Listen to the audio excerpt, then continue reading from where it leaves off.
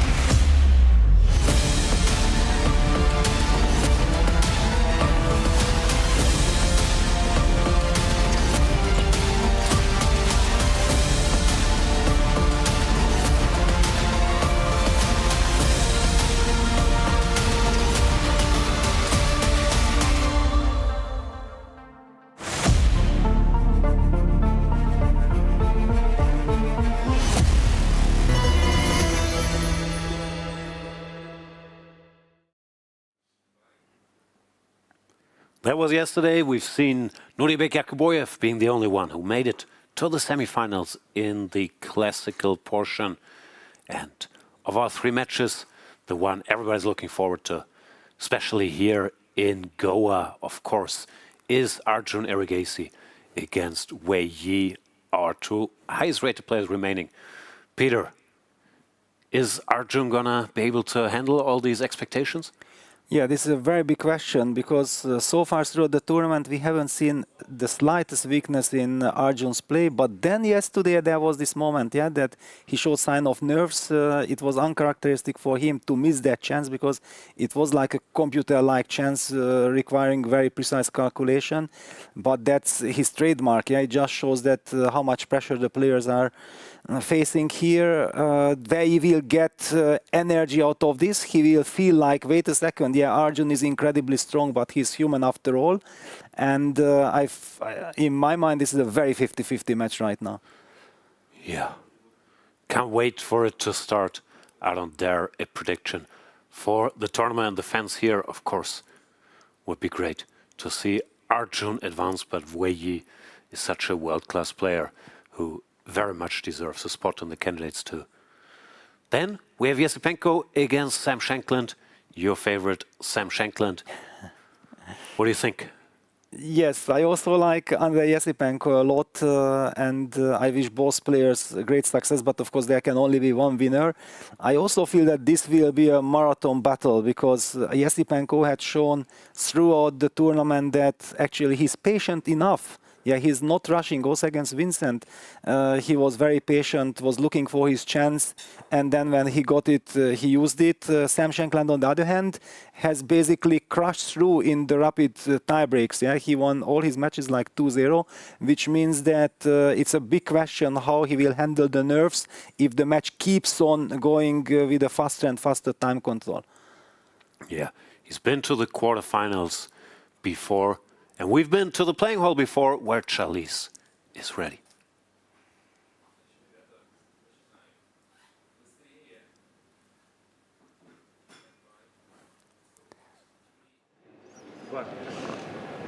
It's another tie-break day here at the FIDE World Cup, probably the most intense part of the competition so far.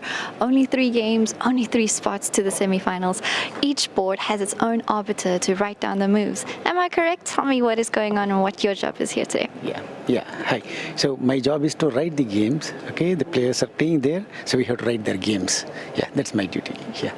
And do you feel the tension sitting so close to the boards where the players are? Do you feel the nerves for them? Yes.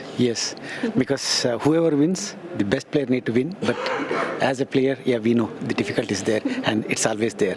Yeah.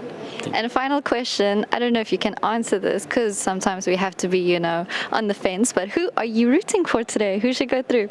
Not supposed to tell in this seat. I'm an arbiter. I'm not supposed to take anybody's part, but from my heart, yeah, somebody's there. I'll not disclose now. Thank you. From his heart, somebody's there, and I know a lot of people feel the same way. And you at home do too, so let us know who you're rooting for, who should go through to the semi-finals, such an intense part of the competition. Stay tuned for some exciting chess today. Back to the studio. Now I want to know, I have no clue who he could be rooting for. Yes, that's a big secret. We'll never find out. No secret here. As for the tie breaks, you guys probably know the drill by now. It's 2 games of 15 plus 10. Should it be 1-1 then? 2 more games of 10 plus 10. Then the big jump. 2 more games of 5 plus 3 if the score is still tight. Then 3 plus 2. Then Armageddon. And these aren't just any tie breaks. Of course, every round is crucial. But here, the players that make it to the semifinals, 3 out of the 4 will make it to the candidates tournament as well. Not only winning the big prizes here, but the implied odds, as we call them, of getting to the candidates, where, of course, there's also money to be made and the chance to challenge Javokhir. Yeah, absolutely. Yeah, to write history. That's the main goal. Yeah, so difficult to say. Yeah, we see the players who so far qualified already to the candidates, and we know that from the FIDE circuit, Pragnanda will make it, and by rating Hikaru Nakamura, unless something extraordinary happens. And we have Fabiano Caruana, Anish Giri, and Matthias Blubam already in the candidates. Yeah, 3 spots will be decided in the next couple of days. And to get there, the players have to get through the tie breaks. We have statistics on what moves are being played in the tie breaks. Maybe they'll give us a clue how people will open. E4, still dominating. Wasn't it 52 plus 2 in classical as well? Very suspicious, it's the same number. Something like this, yeah. Well, we know that Wei Yi will play E4, most probably Martinez will play E4. In Shankland's case, it's not that obvious, and also Esipenko will play E4, and okay, Sindarov and Arjun, they can play both, but so far they prefer a little bit more D4 in the tournament. Yeah. Do you think it's a big advantage in modern chess to be able to do both? Or you can just go E4 and still put pressure? I think it's very nice to be able to play both in order to drive your opponent crazy in the preparation. Yeah, then he doesn't know exactly what to expect. But actually, the players are contradicting this theory, since Esipenko had been sticking to 1 E4 and he's here in the quarterfinals with chances to reach the semifinals. Arjun was sticking to 1 D4. And was working for him, yeah. So in this regard, maybe exactly the World Cup is not exactly the tournament where this is so important. Coming up with some fresh idea inside your systems is anyway very useful, but the first move doesn't decide anything. Yeah. Also, World Cup, since it's such a battle of exhaustion, at some point people just don't have that much time to prepare. Anyway, so it feels like the work maybe done before the tournament is even more relevant here, and makes sense to focus on whatever your favorite move is there, E4 or D4, to have some ideas. But we've seen with Arjun already, like he chose this C takes D5 against Wei Yi because he showed his idea early in the tournament in this semi-Tarash against, who was it? Vachier-Lagrave. Yes. So you can run out of stuff, and there flexibility helps. We will see if the players come up with fresh stuff today especially in Arjun against Wei Yi. Wei Yi is so solid. I feel will play a big role, particularly in Arjun's white game, if he can come up with a fresh idea and get the initiative. Yeah, normally I would say that in tie breaks and also in the classical portion, I prefer to start with black. Yeah, just to wait for my opponent to show the cards first. Yeah, that is he aggressive? How much aggression is he putting into his white game? And also, if something goes wrong, then you still have the chance to bounce back with white in a must-win situation. So I'm feeling more comfortable with this, but probably it's individual. Somebody might feel like I want to play the first game with white where there is not yet so much at stake that if something goes wrong, I anyway still get another game. And I want to push like this, yeah. We will see how the players will approach the games. My feeling was that if you're the favorite, it helps to be black in the first game. For your opponent is already tricky, you don't want to push too much, and if you go for a draw with white, then the favorite will have white. The next game, well, if you're an underdog, I feel being white is not so bad. Even if it ends in a draw, then you increase the variance, it's only one game, your opponent will also not be sure. Well, as an underdog, if your opponent has white the first game, if you lose, you have a chance theoretically to come back, but we don't see it happen very often. So that was my theory, but I don't have statistics to back those up. There we see Arjun with the black pieces very, very focused against Wei Yi. Yeah, I think everybody is very focused. Everybody is ready for the games. I'm missing the Wei Yi pre-game interview, but it looks like it's not happening today. Jose Martinez, one of the big surprise stories of this tournament. The Mexican born in Peru, representing both countries. He's playing for Mexico, but he's at Peru. Very of course. To his heart as well. Against Javokhir-Sindarov, who could join his countryman, Nuribek Yakuboyev, in the semifinals. Also not something many people would have had on their bingo card. There's two Uzbeks in the semifinals, and none of them is Abdusattorov, no? Yeah, well, one could argue that, okay, Abdusattorov is very aggressive, so his playing style might be a little bit too risky for a knockout format. Yeah, he just takes way too much risk, and any moment something can happen. Yeah, he's a brilliant player. He's capable of having fantastic runs, but just one bad game can mean elimination. And now the other guys are closing in on him on rating, so the Uzbek hierarchy is no longer so obvious. Abdusattorov is the clear number one. Now Sindarov has more or less the same rating. Yakuboyev also crossed 2700. I'm interested in Chaudhary, the Union Minister of Skill Development and Entrepreneurship, Minister of State for Education in India. Please make the first move for Wei Yi in the match against Arjun Erigaisi. E4, let's go.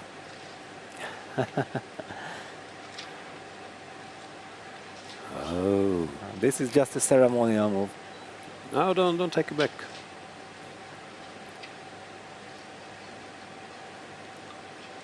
Thank you so much. No support for Arjun. Just one move. Trying to make Wei Yi play the English, but he didn't fall for it. Wow, he looks focused as well.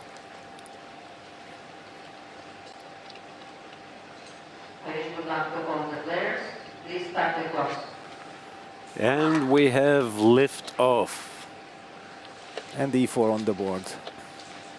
The French, not even a surprise from Arjun. He does this quite frequently. But I haven't seen him do it in this tournament yet, if memory serves. Yeah, I was expecting it. Yeah. I can reveal this big secret that yes, and probably with Queen B6, yeah, grabbing the pawn. If White plays the main line with... No, he goes Bishop he does E7. all kinds of different stuff, yeah? Yes, he can.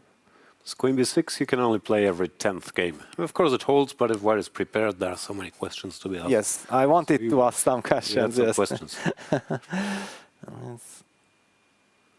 Bishop E7, but on the other hand, okay, if you play this fourth move E5 system with White in this variation of the French, then normally are welcoming moves like Bishop E7 because that leads to a nicely playable position. And he goes for D takes C5 immediately. Looked like it. That's How should Black recapture? Bishop, Knight, none of those. That's Well, a slight castle surprise. Yeah, c6. d takes c5, yeah. I'm not an expert. Bishop e3 looks normal, but I do not know my way around here. And Wei Yi played d takes c5 quite quickly. He couldn't have anticipated the move bishop e7. It just means that he knows this line anyway. I haven't checked. I have a feeling Arjun has done this before. I've seen him play some of these sidelines here, but I'm not 100% sure about the move order. I remember he was doing some knight c6, h6 against Vidit in London. Yeah, that was. Yes. I was even thinking during my preparation how much time and energy I should be spending on it, Nah, just 2-3 hours. or it was just a one game idea. But he also repeated against Filuja, yeah? So it was like 2 games. Yeah, knight takes c5, it's logical. And now the big question is that if black has refrained from placing his knight to c6, that is there some argument to try to play a6, knight b7, b5, bishop b7 kind of setup? But that means black would be giving up the fight for the d4 square, or that, or maybe that black has already given up anyway by going for this bishop e7, knight takes c5. Arjun castles. I'm sure he still knows what he's doing, but it doesn't feel like it's this type of Arjun magic where he plays some move you've never seen and then it gets forcing, and it's very hard to get into the game. No, here where Yi has a choice, it's a structure he seems to know, be comfortable with. But he's stopped by castling. What do you do? Yeah, this is the big question. Yeah, that do you play like queen d2 long castle, and then you have to kind of be sure that you know what are the differences between black not having committed the knight to c6. There are also other ideas like some bishop e2 and then short castle just to be very solid, yeah, with a tiny little advantage, but probably not very ambitious. It will be quite important decision for Wei Yi, yeah, because his next move will determine the course of the game. Yeah. And he goes h4, yeah. H4. This is the other idea. Solidity. Yes, the very aggressive approach with going for bishop d3, knight g5 ideas, trying to hit that h7 pawn as quickly as possible. It exists. This idea very much exists. So I'm assuming black should play knight c6. No, this doesn't feel like you have time for a6, b5 business. Yeah, well, this is a little bit scary that Arjun chose this, and now he's posing. He is definitely caught by surprise that Wei is ready to play so principled. Yeah. And we talked about this yesterday's game, yeah, that missing chance. I also feel like Wei Yi had one problem in his career, yeah, that he became such a superstar very early. At the age of 15, he broke 2700, I think the youngest player to break that, and he probably has shown too much respect for all the superstars, yeah, that he was always a very nice person, and sometimes in order to achieve more, maybe you have to be more pushing, yeah. And I feel like after yesterday's weakness by Arjun, he feels that, wait a second, okay, I can beat this guy. He also backed down when he had a chance. Do you have this feeling also that with Chinese players, or especially with Wei Yi, this could be the case, this too much respect? I'm not sure. I think he believes in himself. He was also very friendly with, I think, very good friends with Ding Liren, the former world champion. And then if one of your best friends is world champion, maybe it's also hard to push your own career so far, because he was helping him. I think he was working for or with Ding. And maybe now that Ding is not so active anymore, he's Chinese #1. Things feel a little different, but it's just a theory. I do not know. Yes, I also feel like now he feels that this is my time. I have to try to bring back the glory to China. And in this tournament, he has shown extremely good play. And also I feel that I'm pretty sure he was preparing tremendously for this World Cup, because he wasn't really active. He wasn't really active. He didn't play too much this year, which somehow in my mind means that he was so much focused on the World Cup. I'm not sure. He also likes video games. Maybe he was focused on those. But in this position, is this already trouble for Arjun? Not the move you wanna play, because it sort of goes all in. But what does black do? Okay, let's check. So if knight c6, you're gonna checkmate me with? I will checkmate you like this. Ah, like this, yeah. Yeah, this idea actually exists. We analyzed this with Surya Ganguly back then, before the Vichy-Magnus match in Chennai 2013. This kind of ideas with knight g5, h4. Very dangerous. Wow, yeah, but okay, for example, knight takes e5, if you don't mate me, you lose, yes? So it's also, as you said, it's an all-in approach from white. But having played h4, not impossible. Wei Yi is familiar with these ideas, yeah? And Yes, exactly. you will be mated. Wow. No, But it's this is trouble, and Arjun is freestyling like this kind of shot. You're not allowing. Yeah, not in preparation for sure, but also for Wei it's so difficult because now coming from the classical portion, yeah, and look at this, the way he's focused on the game. Yeah. He knows that, wait a second, there is some chance here, but how much time you can invest in a rapid play? Yeah, this is always a big question. If Black played knight c6, Arjun, yeah, he plays the plan you mentioned, trying to delay knight c6, but then there is no knight g5 yet because of d4. That's the big difference. Well, after a6, I mean, it looks like childish play almost, no? And he goes for it. G5, but he goes for it. Whoa, this is dangerous for Arjun Erigaisi. The big threat is to take on c5 and queen to d3. Wow. Just hitting this pawn on h7. If Black is forced to play g6, h5 keeps the attack rolling. This is big, big danger. Now the line that's important is h6. We ignore. Takes, queen. Then queen d3, yeah. Takes, and rook e8 is not direct checkmate, but the white attack keeps rolling. Incredibly dangerous. Well, if you go g6, it's over. Then it's over, yeah. Wow. Oof. Arjun. Okay, he's nicknamed the Iceman for good reason. He tends to keep his cool, but you must be kicking yourself now out of all the lines he could play. Now to run into this h4 knight g5. This is a big moment for this tournament. Very big moment, yeah. And Wei is a very good attacker. Yeah, this is the point. Yeah, this is what we remember from his childhood. Yeah, he was in 2015 crushing people with devastating mating attacks and so on. It's very much in his nature to attack and go for it. This game, Wei Yi against Bruzon, was it? Yes. Still one of my favorite games of all time. I'm not sure how much he found, how much was prep, but that game is so It was insane, beautiful. where he's sacrificing all the pieces in some variations that, even having seen the variations, I can't reproduce them, so the amount of calculation, how fast he is, that is, yeah, very scary stuff. By all means, check out that game. Not now, but if you have a moment. Wow, but then how to react with Black? It's big, big trouble.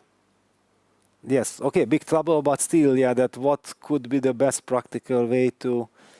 Or there is just no way to stop this attack, which is kind of insane, yeah? Our friend is saying the best move is this, which will not happen. The point being that after takes, here you're able to take on take, and it's not too bad. But also here, queen h5, h6 long castle is big attack, and frankly, who plays b6? Yes, well, a desperate man plays b6, yeah, one could No, yeah, say. the idea is that you need your bishop here Exactly. to keep an eye on this, so you can recapture with the pawn. But that is such a big threat. And what about knight bd7? I have no time to play knight bd7, yeah, trying to develop the knight. Same idea to take here. Yes. You can do that, And I'm still not giving up on b5, b4. but you're giving up on squares for the poor horsey. Oof, b4, knight e4, okay, vamos. Vamos. Now this looks like a good practical way, because at least the game goes a different direction. But Yeah, against a direction is computer. not fun either. Yes, yeah, I wanted to highlight that if you play something like AC, I'm gonna play a5 with counterplay, but queen d4 is again one of those computers' merciless moves, yeah, that they threaten with queen takes e4 and nothing works, yeah. Wow. Arjun in big trouble, taking time here. Of course, he senses he's in big trouble. Because once you spot that bishop c5, queen d3 threat, you can get desperate. There's just no obvious solution. That's why we're talking about pawn to b6 or knight to d7. Both very sad. Yes, and you have to burn tremendous amount of time, yeah, because Yeah, just to first, survive. yeah, you are looking for a move. You are checking first of all also all the ideas. You don't know that the computer tells you that white is actually winning in those lines. Yeah, so you are trying to find some defense in lines where probably there isn't any. That's how you burn some time, and then before you come to even alternatives, you already lost 5 minutes. Yeah. Now, something went very wrong with Arjun's. Not prep, but with his approach to surprise here, where Yi wasn't surprised and also doesn't back down. Yeah, h4, knight g5, the most direct way you can play. This is a big, big moment. Let's give Arjun a moment. Of course, we have to come back to this, but just very quickly look at how our two other games are going. Martinez against Sindarov. Oh, finally we see one b3. See, I asked for it. Where are the b3s? Wow. You said it's on online play. The online players are bringing them to the big stage. Yes, okay, b3 is good. It's a solid move. Controls the line you got? center. This is very fine. This is actually Tiny bit just better standard for white. stuff. Yes. A3, knight d5, many moves here. I'm always surprised. Knight d5 is a good move here. And takes, knight b4, e4, and you think like you hung this pawn, but our dear friend says white is much better here. Wow, This really? is Yeah. what I know about this position? Yeah. I mean, you can play other moves like a3 or knight d4, like Martinez played. a3 is also fine because d5. It's not a big threat you take, and rook c1. And the pawn is weak, so you can play a3 and then knight d5, but knight d5 directly is good. Knight de4 I like slightly less, Knight because e8 was the knight played. goes somewhere, and then it's a bit unclear how you want to arrange your knights. I know this stuff because in one of my courses I was very surprised that this knight d5 was so strong. Uh-huh. Still, the position looks nice for white Yeah, now, looks after nice. exchanging one knight. Exactly. e4. This is a dream come true for white, and also Martinez is up 5 minutes on the clock, almost 5 minutes. Yeah. Nice prep there. Not the first move, but the line they got, of course, after b3. If you expect it, you can play something more towards the center.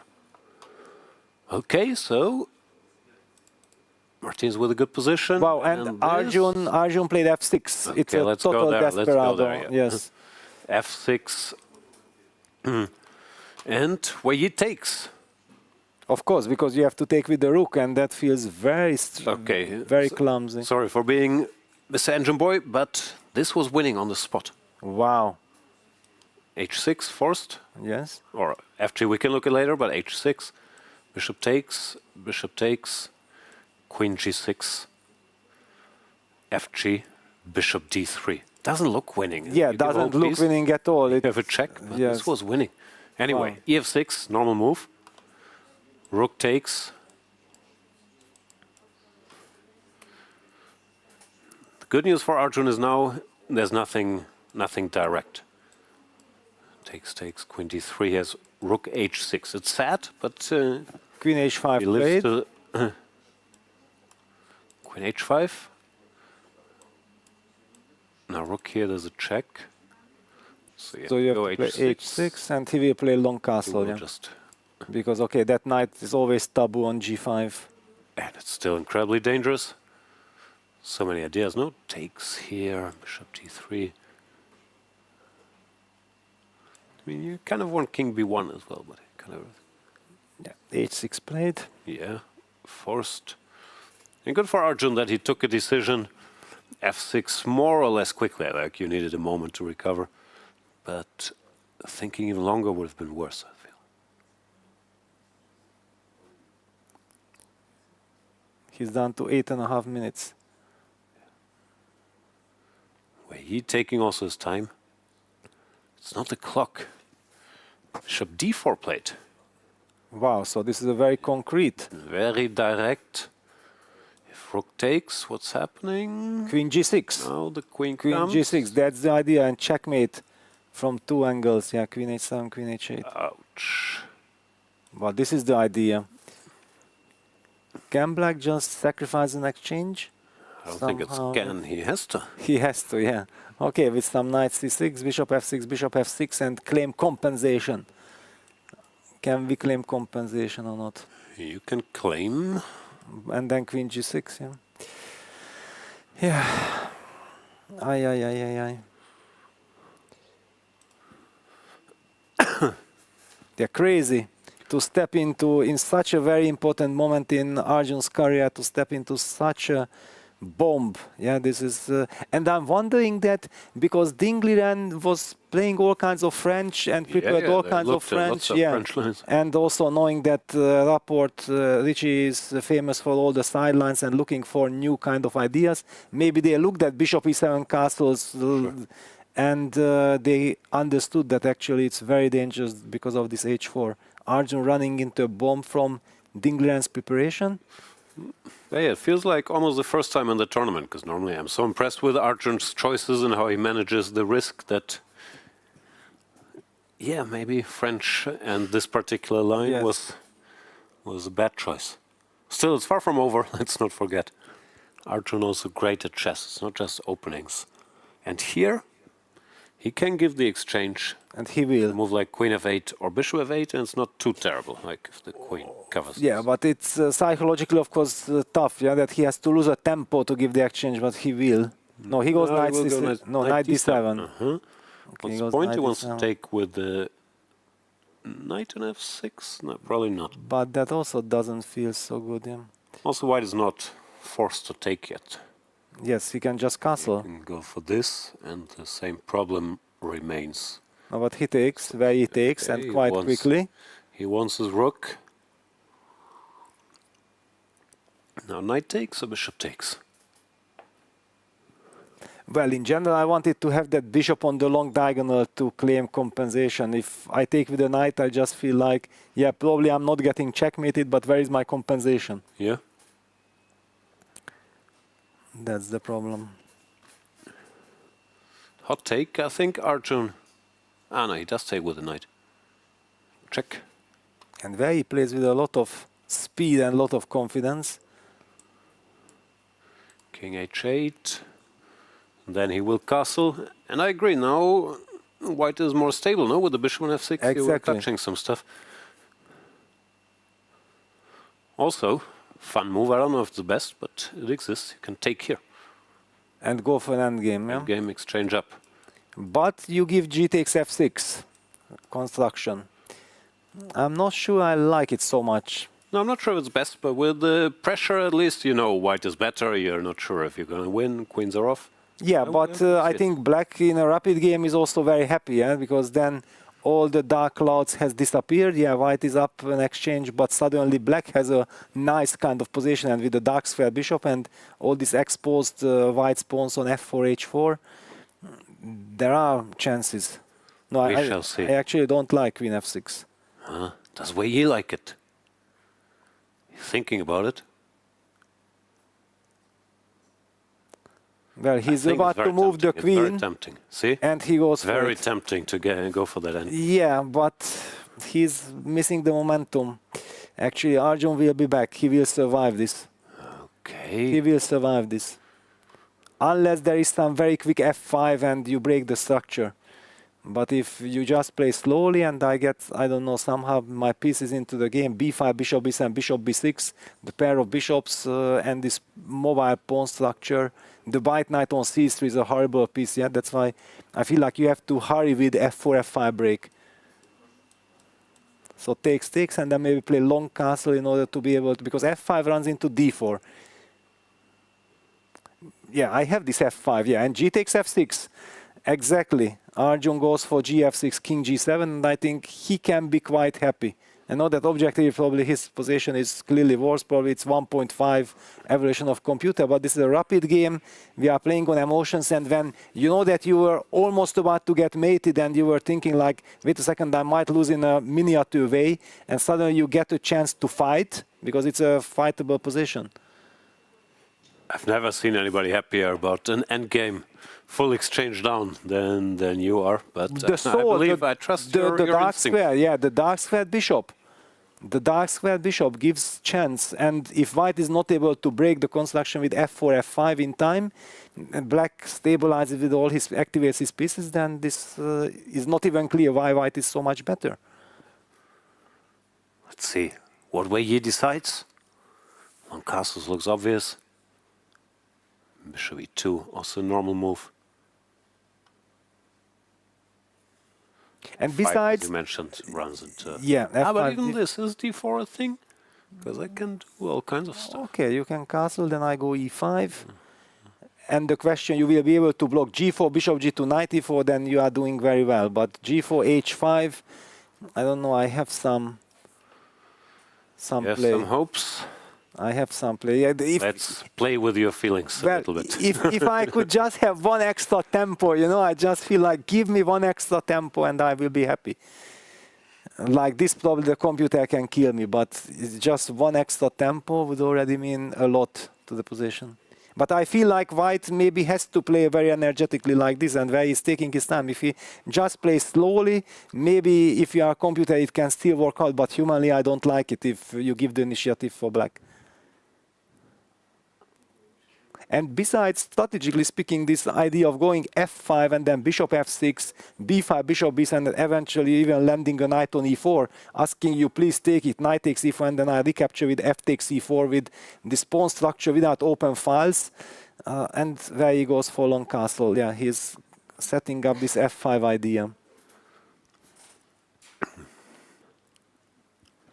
Can black block it with f5 himself? Yeah, well, it will run into some quick g4. Yeah, that's the only problem of f5. Maybe bishop e2 and then g4. But bishop e2, b5, g4, b4. I'm in time to kick that knight away. Okay, let's take a timeout. Yeah, f5 played. Yeah, can't allow white to go f5.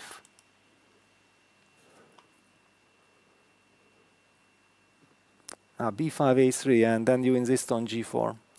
Yeah, if you are in time to play g4 and then I have to react, that's very bad news. I somehow have to force you to against some knight e4, knight takes e4, fe, so that I can ignore this g4 idea that I'm not trading anything and I get these central pawns.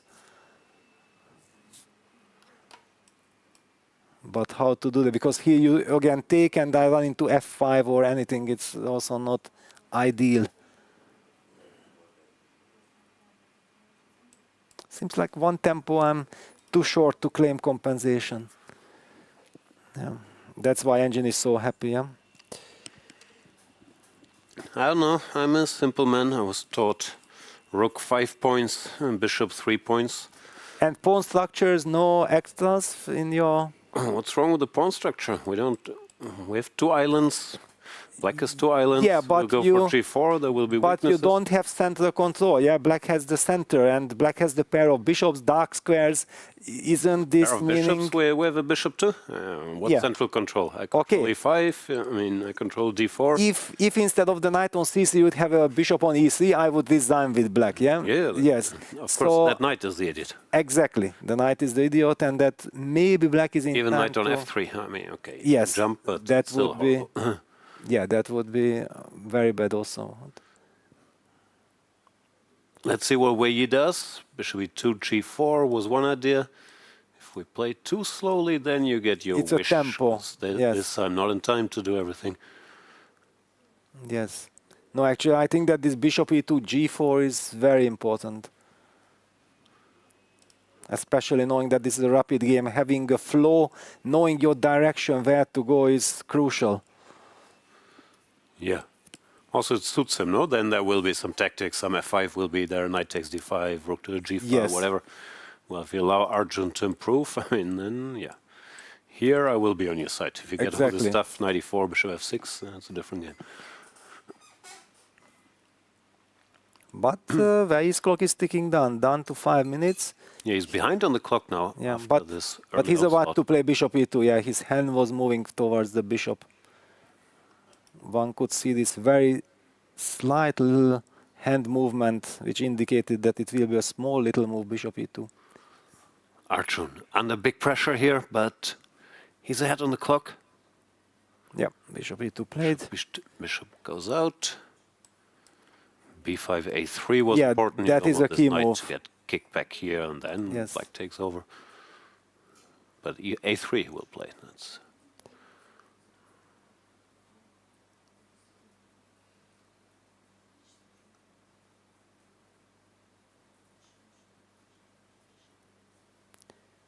Yeah, now it's a very tough spot.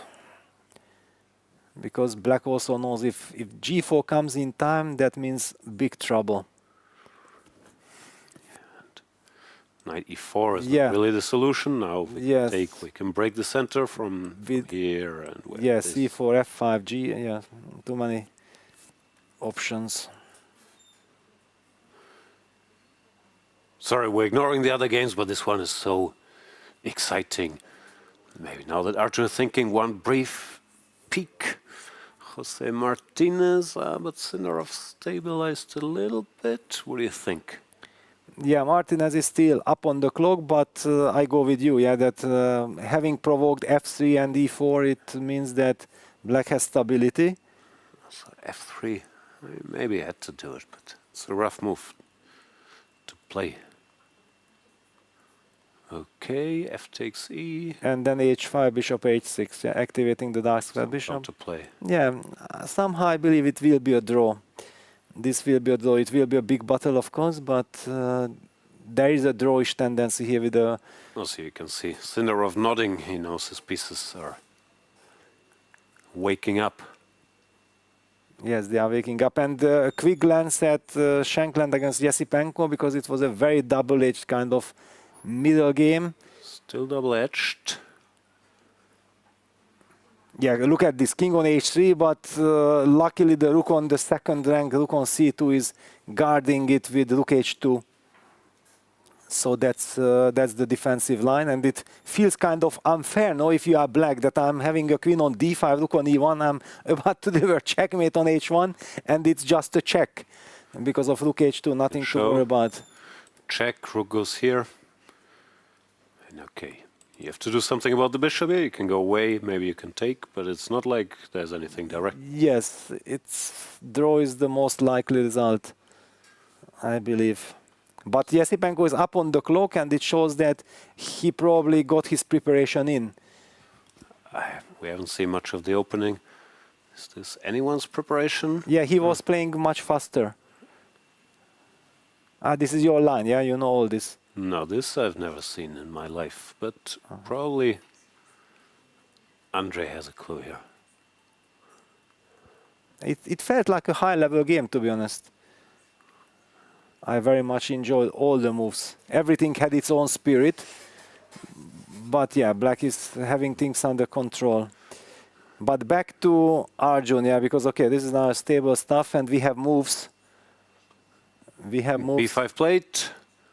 This is a big threat, so Wei Yi has to stop No, it. actually, first bishop c7 was included. Bishop c7, rook hf1, and then b5, and a3 on the board, following in your footsteps. Okay, that The small little... I think it's just common sense restriction. not to allow b4, Exactly. knight e4, and now he's getting ready for g4, trying to break the structure. And if Arjun can create play here, it's going to be massive factor, but I don't see how. What do you do? Yeah, can he? That's the big question, yes. Is something like bishop b7, g4, rook f8 a way to target the f4 pawn and then provoke you to play g5, but maybe you will be happy to play g5. I know, but at least then you did not break my construction, yeah? Then I can try to hope for some knight e4, and do I have chances? You still have cement light in the center. Exactly, yeah. As long as you don't break my construction, I feel that I have some practical chance to survive. That's my feeling, because if after g4 I have to take fg, that's capitulation. Then bishop takes, and then f5 comes, and everything falls apart. Takes. Okay, now I'm gonna hold. At least I'm dreaming of holding this. Okay. Oh, don't tell me that. You are so merciless. Yeah, b4. Yeah, bishop b7 played. b7 We played. will be seeing this g4 rook f8. I'm pretty positive about this. It's very logical. Both players down to 3 minutes. Yeah, so things are heating up. If Black is able to create the impression that he gets a game, that already gives him very good practical chances. He is lost move by move, though, and Wei Yi, I think, can calculate his way But he, to one of yeah, those. If he goes for g4, which he he's played. done. Yes. Yeah.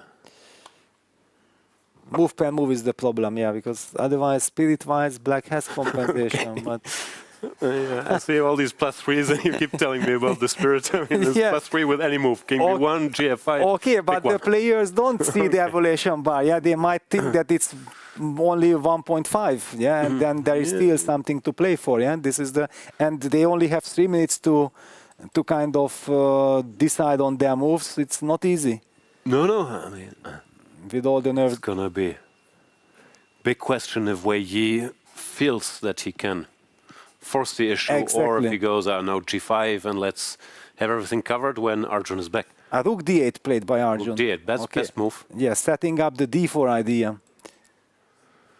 But So still, gf d4. deep trouble. Gf d4. Gf played. No, he takes back ef. No, d4 before you. Yeah, again, That's always the The problem. nasty Zwischenzug or whatever. No, Arjun is fighting, but it's a very rough spot, of course.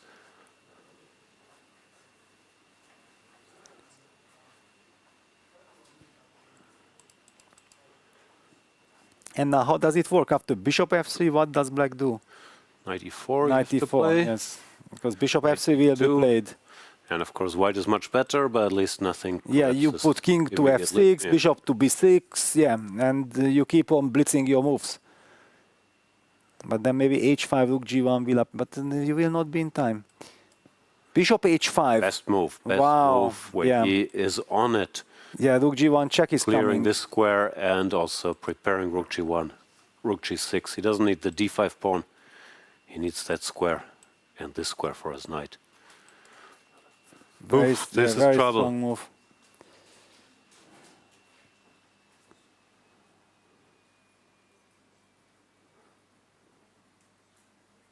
Yeah, very dramatic moment.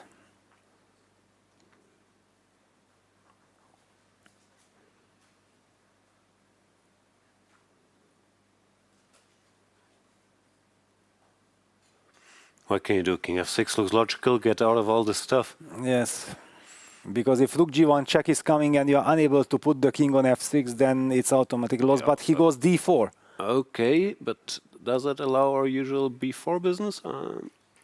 Now he doesn't mind. You- Knight has a square. Yes, but we don't We need just b4 now. knight We two, just huh? play knight e2. Yeah. Now everything is Protected. harmonious. Yeah.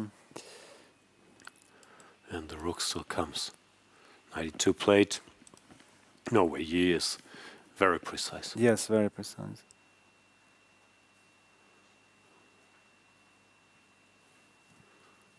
Oof, Arjun, under a lot of pressure. Of course, should this game go wrong, he would have the white pieces in the next one. So it's not over. But very tough spot. Yeah. Incredibly tough also. It's different if you prepared some small idea to get sort of a game against Wei Yi if it's equal, or if you're in a must-win situation against his Petrov, his Nimzo, all his knowledge, all his skill.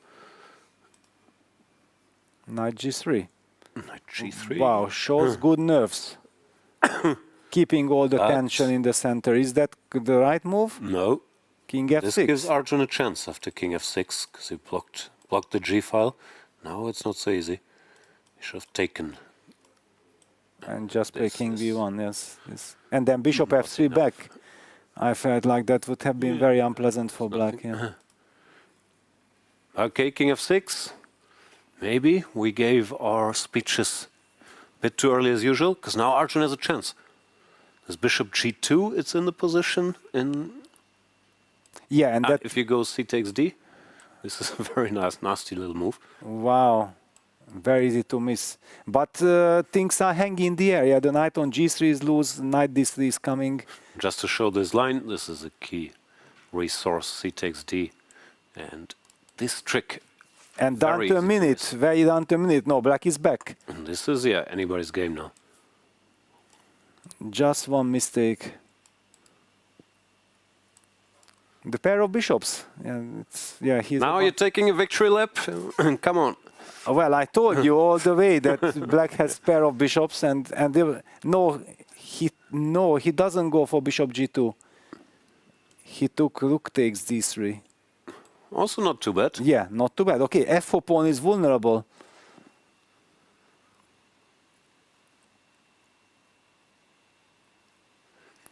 Wei Yi, 35 seconds. Even how to find safety for white. That's also, yeah, he takes, he has to liquidate, but by going for stability also, you give your opponent stability. Now bishop to f3, but this. And then bishop c8, we would have to keep those bishops, no? We have to keep the pair of bishops intuitively. And that bishop has to come to e6, and the other one to e5, cemento. Yeah, it looks like bishop c8. Yep, played. Arjun is fighting very impressively. Yeah, okay, now he's only exchange done with for a pawn, and the pair of bishops, very good surviving chances. Yep. This is plus equals max, and in practical game, I'm not even sure that white is better. And with 20 seconds against 240,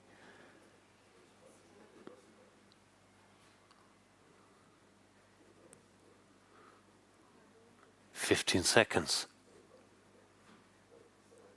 yeah, knight h5, trading the knights for stability. Okay, it's gonna be a draw. Actually, So it's gonna bishop be a draw. g3, Bishop we have g3. f4, and h4 is weak. Even Wei Yi has to watch out. Wei Yi has to be careful with this time. He can very easily end up in trouble here. What a survival job by Rook d1 going active. Arjun. Rook d1.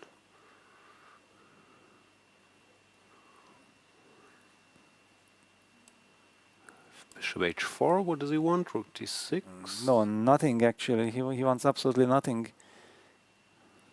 He would like to offer a draw. He can. Yeah, but probably Arjun will refuse. This is now already not the moment that you can offer a draw with white. What a change of course. Well, I told you I don't like this exchange up stuff, practically speaking. And of course, Arjun played brilliantly with this rook d8, d4. That was the way to go. Bishop b7. Ambitious move. Not allowing bishop f3 stability anymore.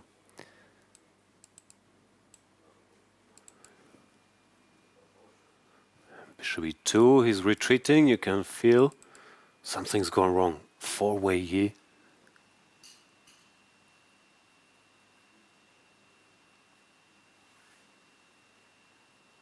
Yeah, now black is just pushing. Yeah, black is the one pushing here.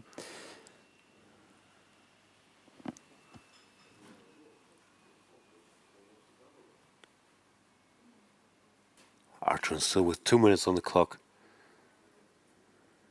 And Wei Yi, I mean, I've seen him play on seconds, and here with 10 seconds increment, never feels like he can really be in time trouble, but also the course of the game, of course, Yes.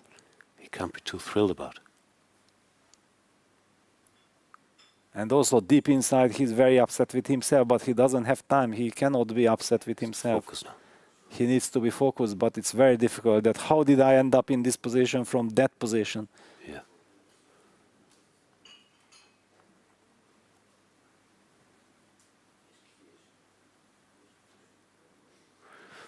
Arjun takes. Now at least the rook. He doesn't give a check. He goes rook d7 directly. Yeah, activity. That's what will save white. Rook d6, kind of active too. Yeah, but okay, look this one. It's the same spirit. He did not have time to speculate which move is stronger. Yeah. So he can't be sure if he has time to go Exactly. hunting for Yeah. pawns or if it's already trouble there. He wants to somehow force some trades. Yeah, if he could trade the light squared bishops, then he's absolutely safe. But even here, Okay, the rook should be active enough here. The pawn's unqueening Should it. be bishop e4, bishop d3, h5. Played. There you go. Yeah. Wow, what a turnaround here for Arjun Erigaisi, who now might be the one with the better winning chances, no? Like Yes, well, it's 3 seconds, but I've seen Wei Yi do this many a time. He doesn't panic, he just uses his full 10 seconds, then makes a move on 2 or 3. king g5. This becomes a race, no? Takes king, white king runs over. He doesn't take, he takes Yeah, on he takes on a6. 6 directly. Okay, he should be able to give the rook for the h pawn with the king covered, take the e pawn, and then trade the b5 pawns. That will be probably the if it's needed. Sorry, I'm making random moves, but just But get yeah, to check is something very like this. important. King somewhere, rook h8.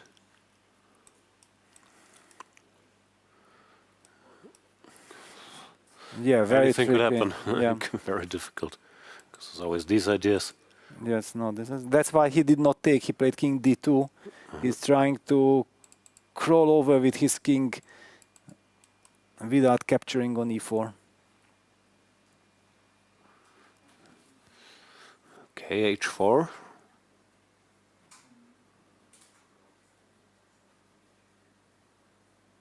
Bishop Bishop g2, g2. Okay. setting What's up the march the of way? the h pawn. He's not afraid. But now we have time for rook b6, Yeah, take yeah, on yeah. b5, take Takes on the bishop f5. f5. Yeah, yeah, Exactly, yeah. just It was in a time. risky move. What was Arjun thinking? So maybe enjoying himself too much, no? Because he can still lose if these two Exactly. passes remain on the queen side. White gives the bishop and runs.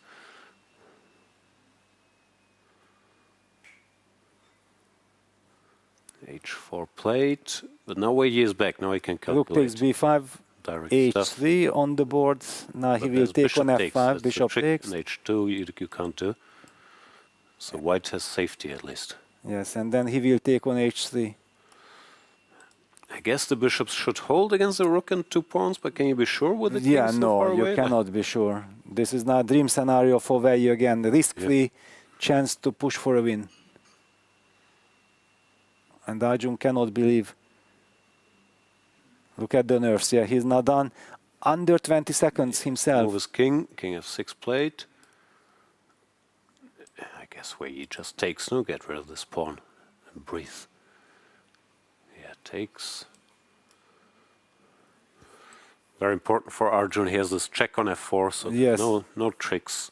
It's just a question if the black king and bishop can deal with these pawns. It feels like they should. Actually. They should, I mean, yes. 2 bishops, the king is not so far. Exactly. What a game. Just very, very briefly. Yeah, Martinez Martinez is winning against Sindarov. And Esipenko is pushing against Sam Shankland. Esipenko is also better against Shankland. Violent round. Arjun's fighting. Bishop d7. Oh, rook b3. What is that? Bishop f4 and takes. He blundered. No, oh, no, he he went rook didn't. before. Rook Sorry, before, sorry. yeah, It's yeah, my yeah. board. No. My board going crazy. Yes. Yeah, now the king is in time to Hustle back. cover things. Yeah, a5. White relies on this a pawn. The 2 bishops are normally very good at fighting against these guys. King comes. And Shankland is in a lot. Yeah, Shankland is losing. Queen g1 check.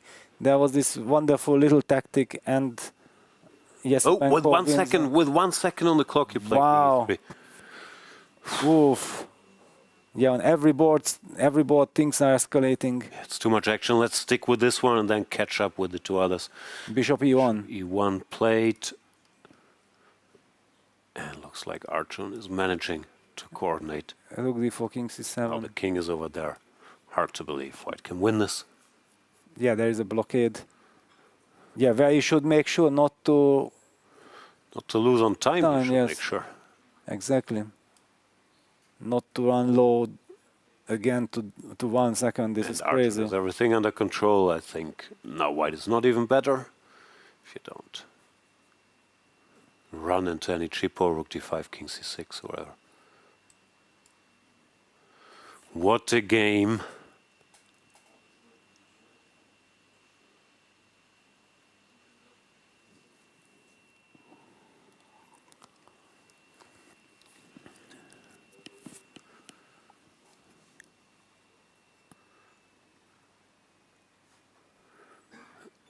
King b7, allowing rook b6.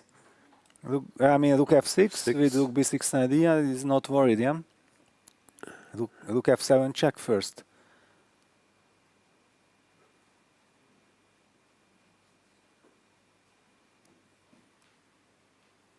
King c6. Ah, okay. He will probably go for king d5. Yeah, he can give one of Yes. the bishops too if he needs to. He will go for Doesn't king need to, d5. but he can. He just wants to get the b4 pawn, and he sacrificed the pawn, the bishop for the a pawn, similar like Wei Yi did before.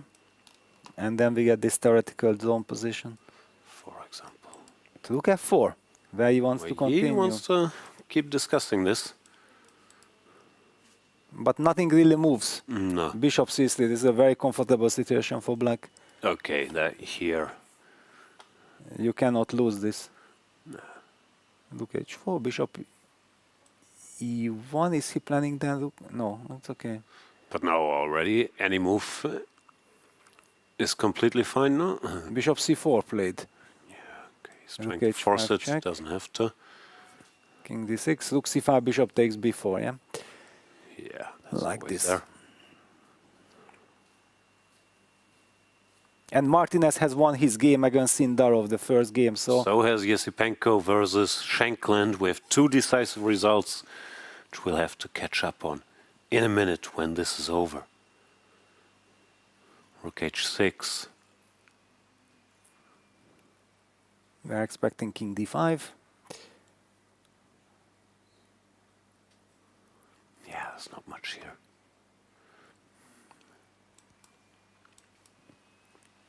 Yep, and there we have it. Rook versus the bishop.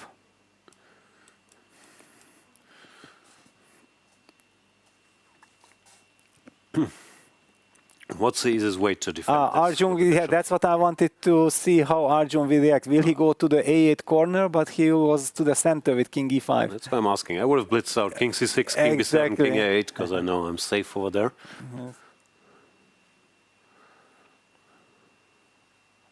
He will anyway. Okay. Wei I Yi just has seen enough.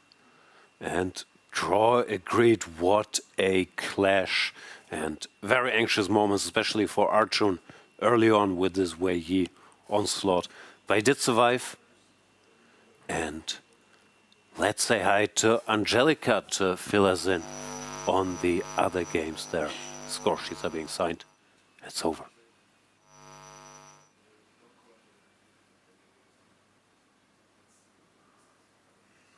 Who has a psychological edge now? Arjun must be happy to Arjun make it is through that one, no? Arjun is relieved, and now it's very good situation for him. Yeah, because Wei will be kicking himself. This was a golden opportunity, like yesterday it was for Arjun actually. Angelica, what happened in the other games? We were so focused on this one, we missed all the drama that we see. Is that good? There was a lot of drama, not only on the board of Arjun against Wei Yi, we also had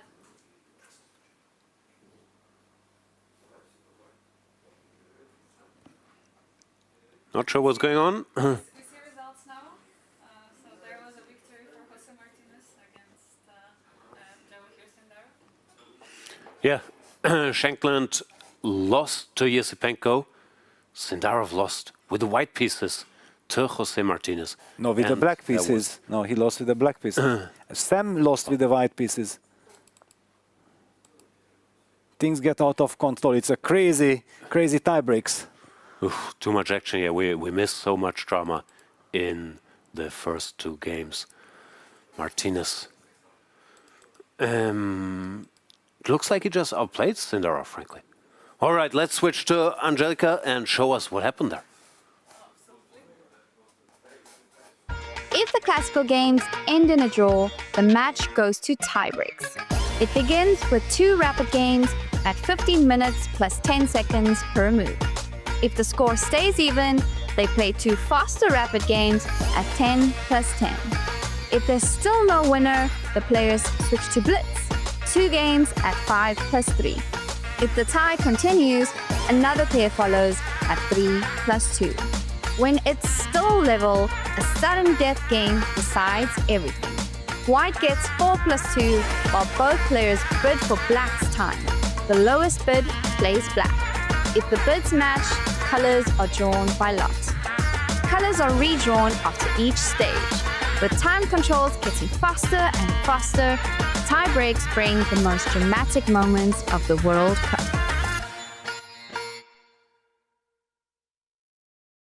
The most prestigious tournament in chess has come to India, the home of chess. अरे यार देगी अरे क्यों चालियो घोड़ो chess खेल ये हमारा है आओ दुनिया वालों ये वेलकम तुम्हारा है अपना गेम भारी है हैंडशेक की बारी है अब इंडिया बोलेगा It's your move It's your move Goa कर रहा है wait It's your move Come don't be late It's your move ए तो कोई खोल चतुरंग के सारे रंग सदियों से हैं अपने संग शतरंज बिछता है हर आंगन विश्व को दिया हमने विश्वनाथन डंका बजा है गोवा सजा है खेल जमेगा खूब It's your move हो न जाए checkmate It's your move check में भी होगा just It's your move Goa कर रहा है wait It's your move come don't be late It's your move इसको करो It's your move एक दो ढाई It's your move It's your move It's your move It's your move It's your move The FIDE World Cup 2025, starting from 31st October to 27th November in Goa, India. It's your move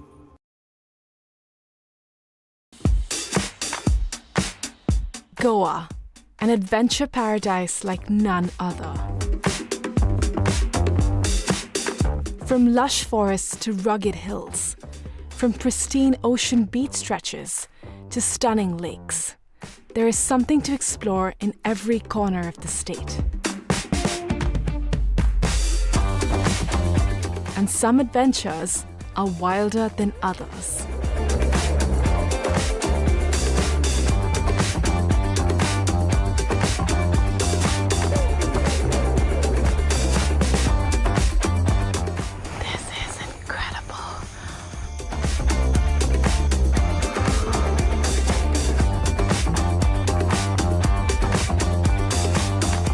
Watch postcards from Goa on National Geographic.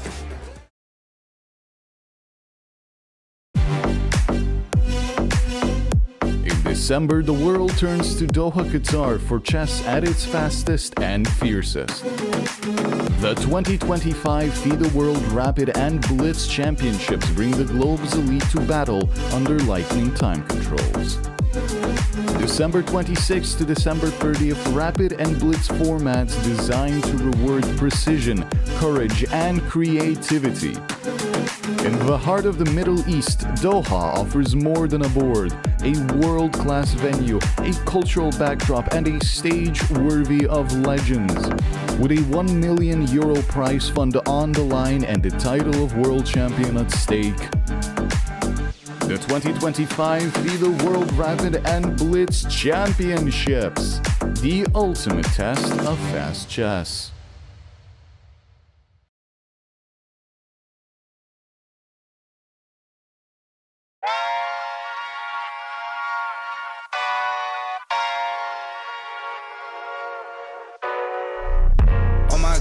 side, I'm just playing with them now, yeah.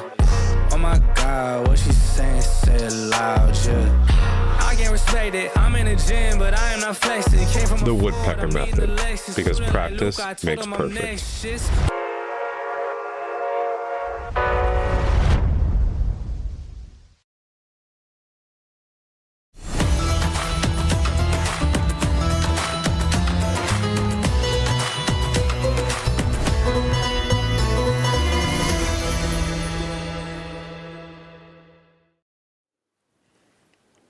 Welcome back, everybody. Sorry, there was some confusion at the end of last round, but now we're ready to switch to Angelica to show us the highlights of the other games.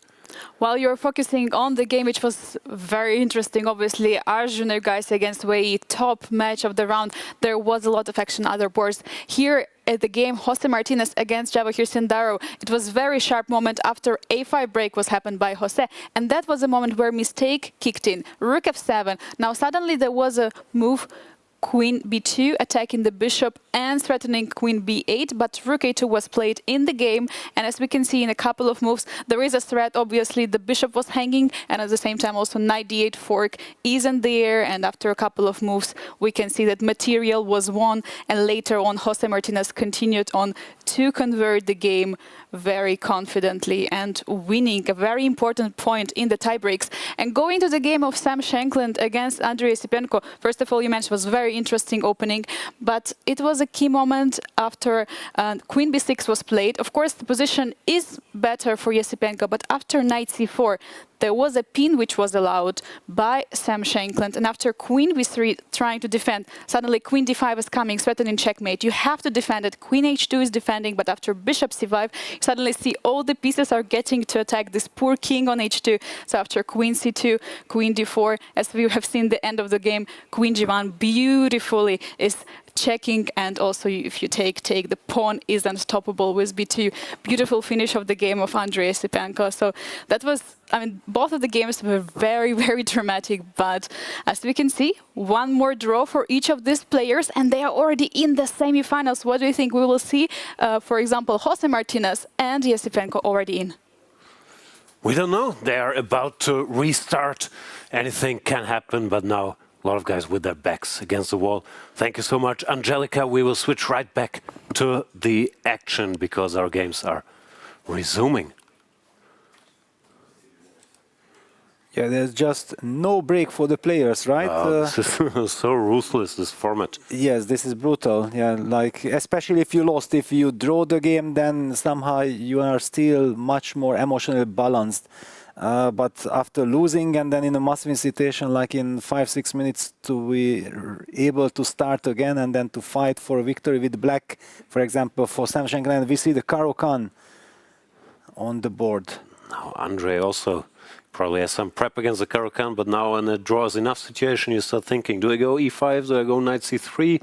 Which one is more solid? Do I take on d5? And yeah, he does take, plays c4, the Panov, which is very direct choice. I don't think this is what Andrey usually would do, but the problem is the main lines of the Panov, like knight c3, knight c6, knight f3, bishop g4, are very drawish, so you have to think of something. There's some trend, knight f6, knight c6, a6 or something, no? Yeah, I'm not that familiar with this Panov stuff, yeah, because in my time it was said like, okay, black has no problems and that's why white is not playing it. That's still true, but if you need to win, it's a very different story with all these forced lines. Exactly. So in the Sindarov-Martinez game, we see some symmetrical English with possibility to play a long game, and in Arjun Erigaisi-Wei Yi game, we see the Petrov. Yeah, so Arjun opting for e4, playing. Oh, this is a long forced line. Let's see if Arjun has a small idea here, but this looks like stuff Wei Yi should know intimately, and yeah, he is blitzing. Yeah, but now we see how important it was for Arjun to save that game, yeah, because in a must-win game against Wei Yi, when he's so well prepared, it's so difficult to do anything, and here maybe can still rely on his prep that he, like you said, yeah, some tiny little question somewhere, but where is that question, yeah? Not sure there is any question. Could also be that even for Arjun after that drama, you're thinking, okay, let's play e4. I know I'll be safe in the Petrov, and then if it's a draw, it's a draw. Queen h5 played, double attack, but after g6, you cannot take here because if bishop takes h2. So you go back. Yeah, but he has a plan. Maybe this is where his tiny question will come, yeah? Bishop h6, queen f6. Actually, he has a plan, yeah. I could see on the way he played the move queen h5, it was not an empty move, it was something with a plan. Yeah, there goes the queen. Now, big moment for Wei Yi. I have a feeling he should still know this. But how do you react? Well, the right reaction is knowing your stuff. He does know his stuff. c4 is good. And the point is after bishop h6, rook d8, queen f6, black is just in time to avoid disaster with bishop to f8. And then there will be the f5 square, yeah? Bishop f8, rook f8, bishop moves from DC and queen f5 comes, hitting the c2 pawn. Yeah, black I think solid. that's very nice. Yeah, bishop h6 blitzed out. No, but in these direct lines, very difficult to touch Wei Yi. He does his homework. Of course he does. As a Petrov player, because this is a very serious line, otherwise, yeah, it's quite dangerous. So you better know your stuff. Rook here looks more or less forced. Rook to e8, and white can take here and take the pawn. I'm not sure how bad, but these dark squares here you don't want to deal with. Yeah, rook d8 is the precise move, yeah. d8 played. We have it on the board. Bishop drops back, but now black can get some stability with queen here. Queen f5. Played. Arjun still blitzing. Arjun knows this. Yes, g4. The small questions are coming. This is the small question, and actually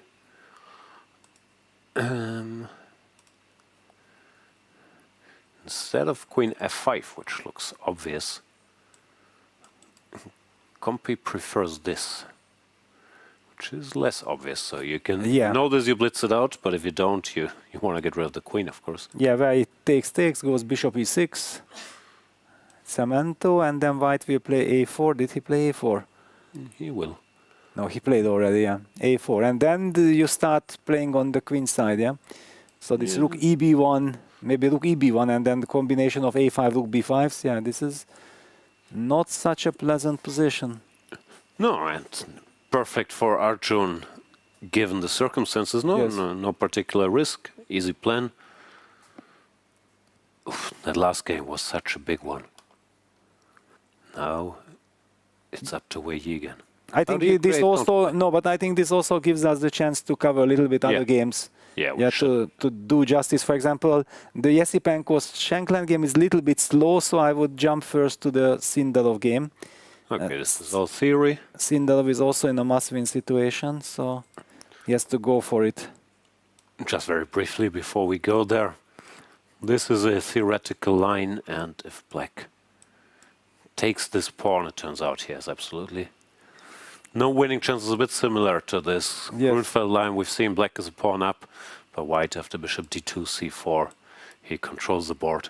So interesting choice by Esipenko. And this, I know this stuff. But normally I thought like white is not going h4 against h5. First of all, I think these are still maybe leftovers from Jose's blitz repertoire, because this is sort of a typical line you can play in blitz. Bishop d7, bishop g7, castles, rook c8. Easy to make some moves, h5, h4. But it's not typically what people use trying to neutralize these English four knights. No, I mean, you go d5 or e6, d5. Yes. So this, maybe Sindarov spotted there was still some places you could ask questions. Knight c2, especially in the must-win. Because the main line, I think, is knight takes c6. And it's more forcing stuff, but in the must-win, you want to keep pieces. Yes. But you H5, mentioned H4, H5, yes, the I thought like typical reaction is H3. H3, yeah. Yes, is the typical reaction. The H4 can't be too bad, but always gives black this square. Exactly. Yeah, so bishop G7, B3 happened. It's a nice thing with this knight on C2, you never have to worry too much about any tricks here, because your rook is covered, so no jumps or anything. Yeah, A6 That will castles. work. A6, yeah, even now, probably B5 doesn't work, because you can just take, yeah.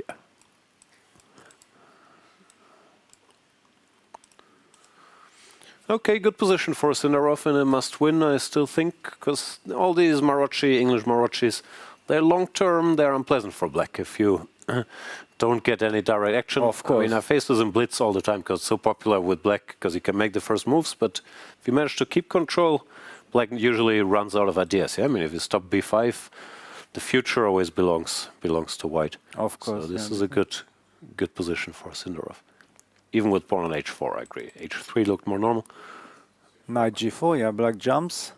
Tries to use that square. Bishop B2 or bishop D2, yeah, this is always a question. Yeah, well, but okay, here now, bishop B2 was played. B2 looks correct, yeah, I think so.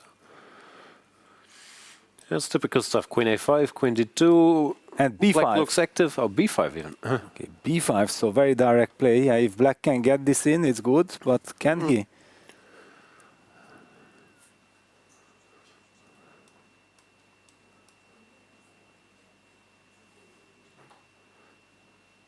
And why wouldn't also he? something Yes, that I learned. Typically, it's not the end of the story, because I was so obsessed. I was trying to stop B5, but very often you have to accept. Okay, you allow it, you play some move. Well, now white played Queen C1. That feels like a very nice Queen little C1 move. is good. Yeah. Yes, Queen C1 is beautiful, and he might win a pawn, because knight takes B5 is a threat. Yeah. Even if you protect B4, knight D5. Yeah. White wins a pawn. No, that's what I mean. This is a blitz line. I mean, this is Of course. No, yeah, I would never dare to play like this with black. I used to play it in my childhood, but then got my lesson, yeah, that against top players you cannot play like this. You will be suffering all the time. These are leftovers. Yes. And Sindarov probably learned his lesson from the first game that he needs to speed up. He has to put pressure on the clock himself. You cannot fall behind on the clock against Jose. And he's up on the clock, plus he created problems. And big problems. Yeah, big problems. So how do you sacrifice that pawn? Because you will lose that pawn, but how you can somehow claim that it is a sacrifice? That's the big question. I don't think there's much to be claimed. If you go rook b8, you take. Yeah, you just take. And nothing clever is there. The queen just moves. Queen d1, whatever. Or e3, yeah. Yeah. Wow. No, this is just bad. Okay, so Jose Martinez is in trouble after this big victory in the first game here. I think this is just, yeah. He hasn't come around because he's done so much work on 1d4, 1e4, his white stuff. And then, whatever, the Dubov Tara showed these Marochis, which you don't get so often. They're low on the list. But this has to be addressed. Yes. Wow. Okay, let's check in with Shankland-Esipenko, where Sam... Oh, is he making something happen? Well, he provoked at least knight... Yeah, he provoked knight d4 with bishop f5. Bishop f5, also good. And here... I mean, I think this is all theory still. But bishop g5... Takes. I recall I've seen something like this, and maybe Andrey didn't want to give the pawn in this situation, but he still should have maybe. Like now c4, and you have good compensation. But he played knight d4. And then bishop retreated to d7. h6, bishop h4. But now this is a mess. And now Sam made a move. What did he play? Rook c8? Normal? Rook c8, yeah. This is not Grünfeld. This is sharp. Yeah, this is sharp. If this comes, you can fall apart very quickly as well. No, white struggling here. Andrey, yeah, he decided to choose a line where he knew the main lines are sort of drawn, but probably he's not so much into details. I don't know how much he plays the pawn off but most people don't play it that often. And now he has to work. He has to work, yeah. He's up on the clock, but actually this 3 minutes does not mean anything because black has easy play. And there's no safety in white's position. No? Normally Andrey is good if there's safety, structure, but here you can't play slowly. You will just knight c4, knight takes b2, something's going to be taken, yeah? Yeah, and the knight on d4 is also kind of yeah, this was the key. hanging piece. Because otherwise with knight on f6 you could play knight e5 and you somehow block that diagonal and you occupy the center nicely, but with the knight d4 this is just hanging in the air, this knight, doing nothing.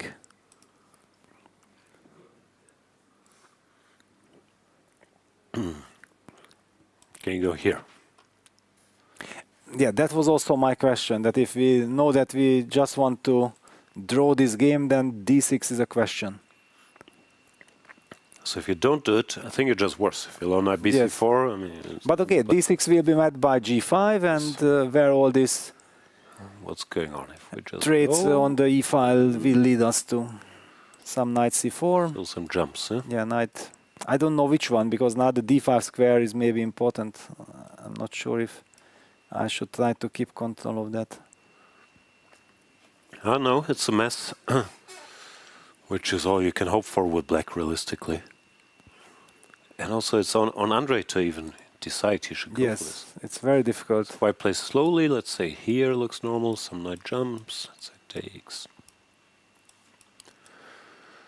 This, you Grunfeld people are very happy, no? Like, yeah, this is all you can ask for and very tricky spot. For example, if white could now play bishop to e5 or something, or a knight f, then it would be fine, but black is now way too active. Queen d3 played, yeah. I was thinking like, is queen d3 at cemento, but I was not sure, because this knight c4 is coming. There is no cemento here. Queen b6 is also coming now. Yes. This is the opposite of cemento. So both Sam Shankland with black and Javokhir-Sindarov with a good chance, it looks like, to prolong their matches. Sindarov took the pawn. And it's a pawn. It's a pawn. Queen d2 question, can you play knight c4, but then you take and play rook b1 and you trap the queen? Very important. Yeah, that's why queen d2 was possible. Rook fb1. It's a trap. Yeah. And otherwise, if you are in time to get queen out and you harmonize your pieces, then you are just pawn up for nothing. Yeah, like, let's say castles. Okay, you can also just start running. Yeah, I mean, there's b4 maybe not, but a4, a5, grab some space. Well, a4 is already a little bit softening. Yes, I would call it softening, but if you suggest it and it's computer's move, then probably it's just good.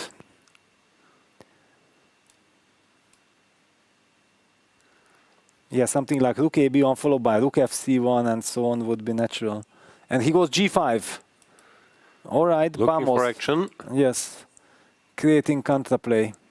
This is a very typical move. Actually, I had a game against Gashimov in Astrahan FIDE World Cup 2010 where we reached very similar. I think it was the same line, and I also reacted with h4, and then he was coming with this h5, hg, h4 kind of ideas. Queen takes. This is important. Trap the queen. Wow. Oh, g5 is brilliant. Yeah, this is the only way. Nice resource. You have to muddy the waters here. What a fighter. Jose is here. The opening went wrong, but probably also has experience in all these structures, so he knows what you have to do. That was also the reason why he was not castling. Yeah, he wanted to keep this option of going g5. Still good for white, but now at least, I mean, there is a lot of tension. Yeah, a lot to calculate. H takes G. And in a way, it's a bit easier with black. No, he knows he won the first game, so if he loses, he loses. But now he can go vamos and see if. This is absolute vamos territory now. Just close your eyes and go h4. G takes h4 played.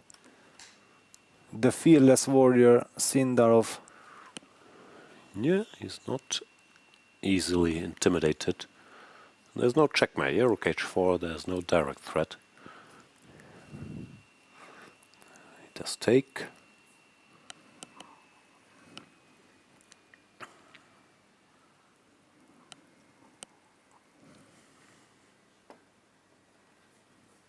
Yeah, it's a nervous moment, yeah. Black got more counterplay than Sindarov was wishing to give.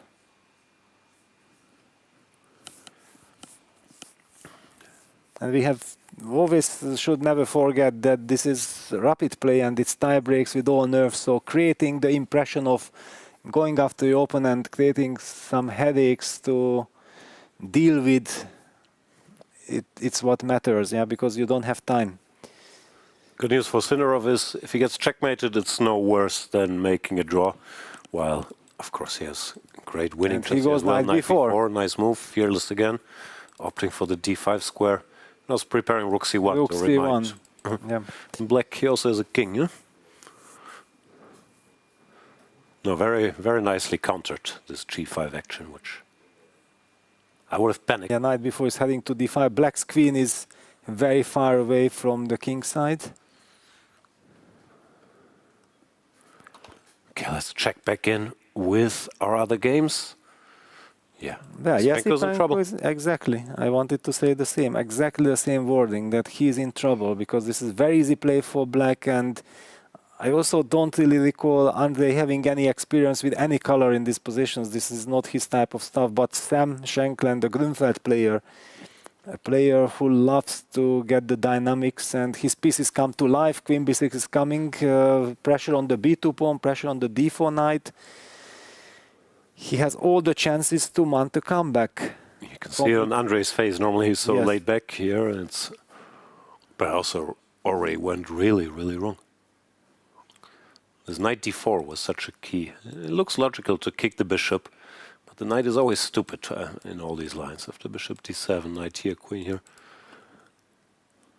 Okay, so he's in trouble. How are our favorites doing? Oh, and Wei Yi has stabilized.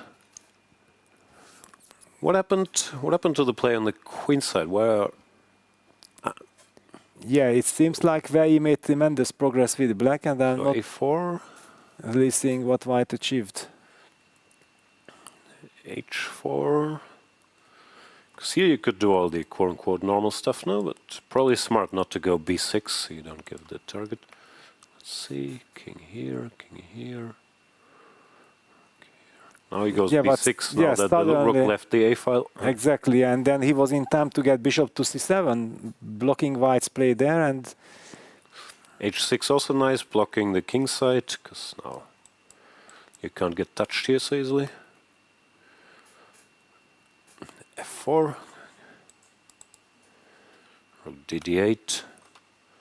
All of a sudden, Arjun has to be careful, no? Yes, Arjun. He doesn't have a lot of friends over there. Well, actually, just one small little question. If instead of rook dd8, bishop take g4, exchange sacrifice was possible or not? Because, no, you can take bishop take g4 and the rook is hanging, yeah.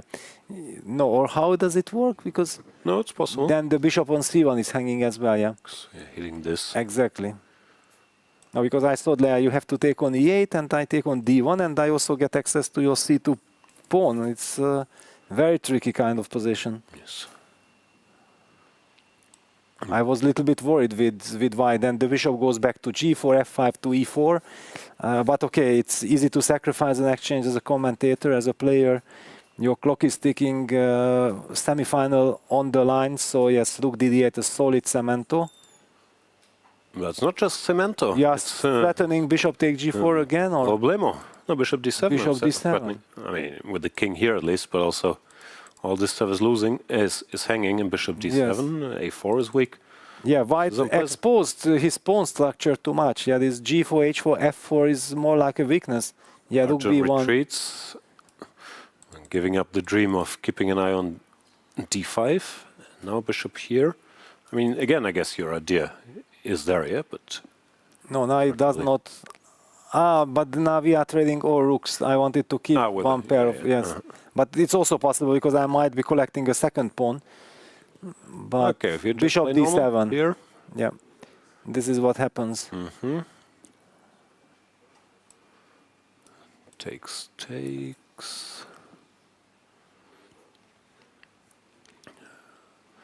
wants a5, or what does he want? It's scary. Yeah. Really scary, yeah, because it was like an innocent looking position that, wow, it was smart play from Arjun, only he can play for something, and all of a sudden he's on the defensive and everywhere weaknesses. So much on the line in every single one of these games. If Sindarov and Shankland don't win, they're out of the tournament. And whoever loses in Wei Yi, Arjun is as well.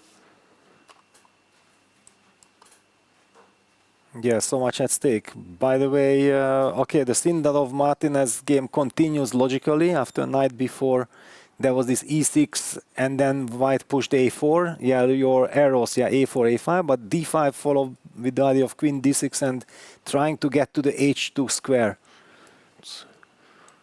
on the board. I think a5, queen d6 happened. Okay, now and it's time. f4. Yeah, to block this diagonal, f4. Sindarov is playing well. Like a machine. Almost. But only almost, yeah? Cannot keep up with your perfect arrows, right? Wow, yeah, but okay, it's a sharp stuff. Very sharp stuff. But what's in store? Yeah, knight g6. Is there some tactic from white angle as well, or you can stabilize with e3 and there is no knight takes e3 hanging in the air? I don't know if black is threatening anything. Oh, you say like this?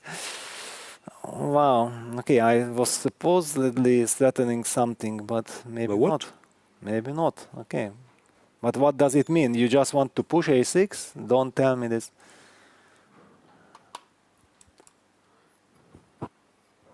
And exactly the cemento.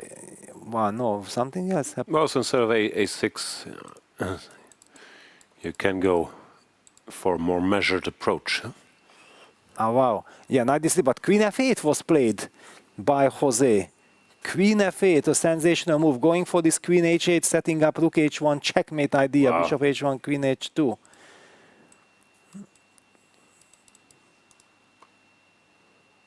But okay, normally white should have a defense, yeah? This cannot work. This is too beautiful to be true. For example, after fe, you cannot play queen h8 because of knight f3, killing the party.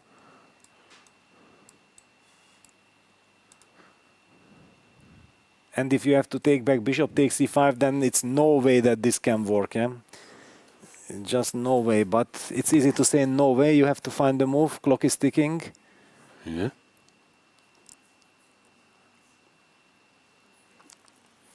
No, Jose is fighting very, very nicely. All the blitz instincts, yeah? This opening the H file, going for some checkmating idea. No, this is a total blitz game. Yeah, the opening and the tricks. And you can see the engine bar. Your computer says white is winning, but I mean, I'm sure he's won many games. For sure. Similar to this with black. But okay, it's not a blitz game, yeah. It is a rapid game and there is 10 seconds increment and he still has 7 minutes. Should be able to find a way to deal with this creative idea. Yeah. We should also mention, because we keep praising Jose as a blitz player, Sindarov is not exactly a weak blitz player. I mean, I've played him online. He's not so bad, like 3,200.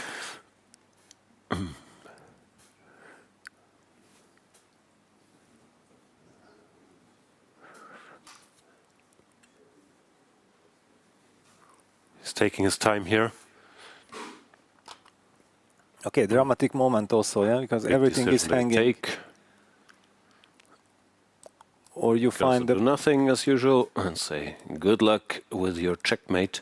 Oof. But okay, this is super cool, yeah. This is computer at its best. Because knowing that your opponent is threatening something and then to ignore the threat and just chill like this. It's being parried. E3 parries it. Yeah, very tough, of course. Yeah, computer. E3 played. E3 yeah, played. E3 is normal. Yeah, E3 is normal, but yeah, Queen H8. And the stair. Oh, it's another question if you can From now Jose. take in now that you covered. Yeah, he will take. He's not intimidated. F takes E5, so E3 was to stop this beautiful idea. Checkmate, because now the pawn is out of the way. Now he's saying, okay, give me the piece, takes show me. E5. Bishop takes. And some rook F4 business. What's he doing? Rook F4 would be a tempting kind of move. Looks like it. Without any calculation, just to throw it in. Rook F4 played. Yes, Sindarov. Yeah, everything is covered now. He has everything under control. And it looks like the attack is coming to an end, no? Yeah, There's no it's more. buried. Vachier-Lagrave has a lovely knight d3 next move, yeah, just total cemento.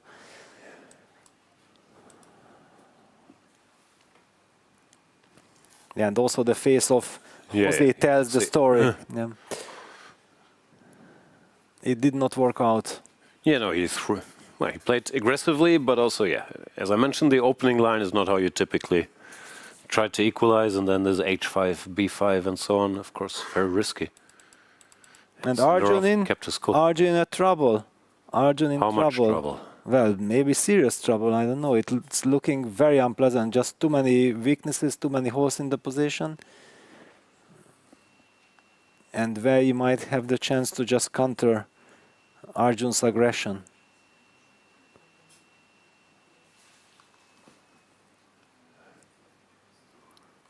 Okay, this. What do? You take, you go bishop. Now you take, takes, yeah, or you go bishop e4. Or bishop e4, yeah, also very tempting. Just bishop e4 and then maybe break with f6, get the king to f5, put pressure on the f4 pawn. Looks like a very one-sided kind of game. Also, this bishop from c1, how does it develop? Very difficult spot, but okay. Arjun is trying to what is this? defend. Takes, check. Yeah, it becomes a mess. And Wei Yi goes for it, but this is good for Arjun. There is at least some Arjun mess. will be very pleased here. Yes. Wei Yi very direct, but here the torture was maybe more. Yeah, the torture in a situation like this, risk-free pressure is the dream.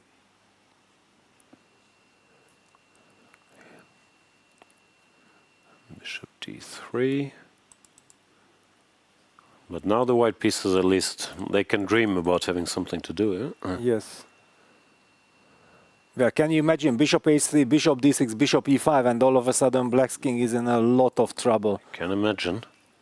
Yeah, so of course bishop h3 will met with bishop c7 or something like this. Not allowing that. But yeah, I feel I'm much more happy with white. And Esipenko in serious trouble against Shankland. He lost the pawn, black has a pair of bishops. Yes, white has some active rook on c7, that's the only compensation, otherwise he would be just borderline lost. Is Sam Shankland coming back? Currently looks like all three matches are going to 10+10. They decided we need more drama, but that would be insane if both guys had lost the first rapid match, came back.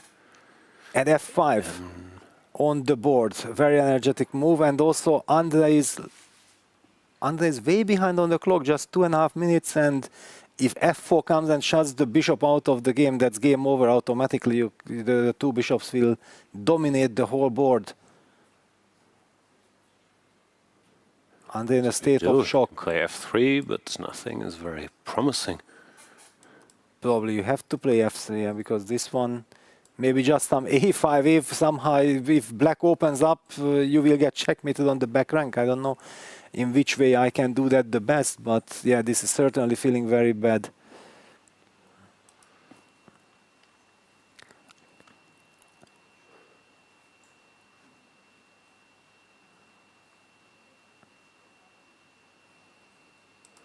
have a look.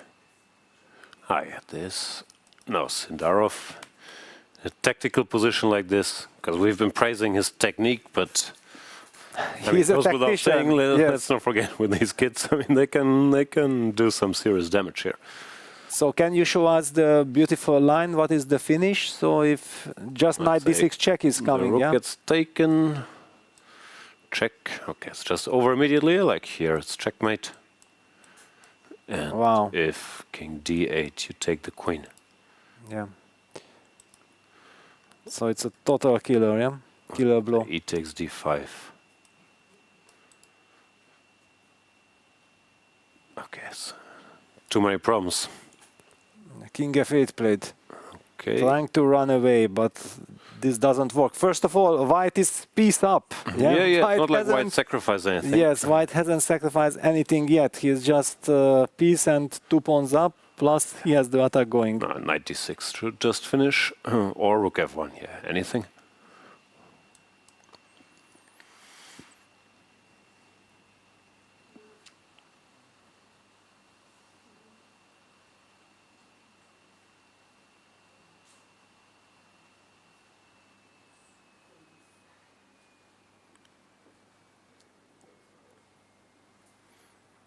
Yeah, this game is just a method of 1-2 moves and it's over. We can stay here till the end because I think it's very close. Great.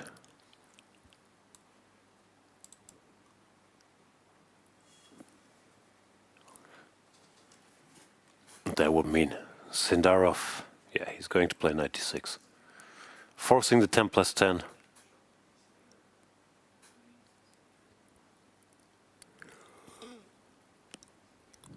Yeah, it's just nothing to do. If bishop a1, rook f7 is mate in 2, and if you take this, many ways lead to Rome. I don't know which one you prefer. Maybe this is the simplest, yeah. Clear cut, yeah? It takes the Exactly. queen. Prepares some more jumps. The queen doesn't even have anywhere good to go. Let's just show that instead of knight takes f7, queen takes d5 would be careless because of rook h1. Yeah, black still has this trick and still black there. wins All of a sudden, and delivers checkmate. tactics go the other way. Yeah, so f5 played. Still fighting, but he's running out of stuff, yeah? Like, you can take here. Or you can be violent. I can take on f5 as well, yeah, it's just so natural to take on f5 and destroy all this construction. Okay, Jose is still fighting. And I'm just imagining if I played a blitz game against Jose, even if I got here and okay, guy plays f5, you're down to 1 minute. Like, what's going on? Where's which piece going? Yeah, Yeah, you shouldn't be down to 1 Still minute. get very rattled. Yeah. Definitely, yes. Making sure that you have time, and this we have seen throughout the game from Sindarov that he controlled the clock. Yeah. No, He knows 3 that minutes. he needs to have time. Well, the other game slowed down a bit. In Arjun Wei Yi game, yes, black is still pressing. Black was able to break with f6, and if someone, then only black can be better. How much? It's another question. That's a little bit slower, and of course, Shankland has tremendous chances. Yeah, it's more than Yeah, tremendous chances. No, it's just winning. f4, b5, f take g5, and okay, already now you have a-g, b4 is coming. b4 was included. Knight a4. hg. At least now the knight can jump around a bit. Bishop f2. No jumping.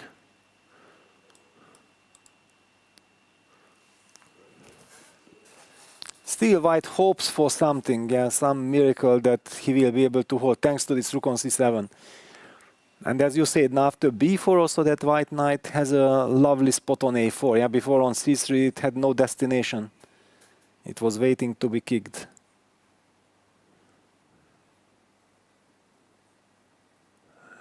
What has he played? A6, A6, I A5 think. or A5? A6, just stability. He moves the pawn. Yeah, why not? b3 Same, will same. be played, yeah.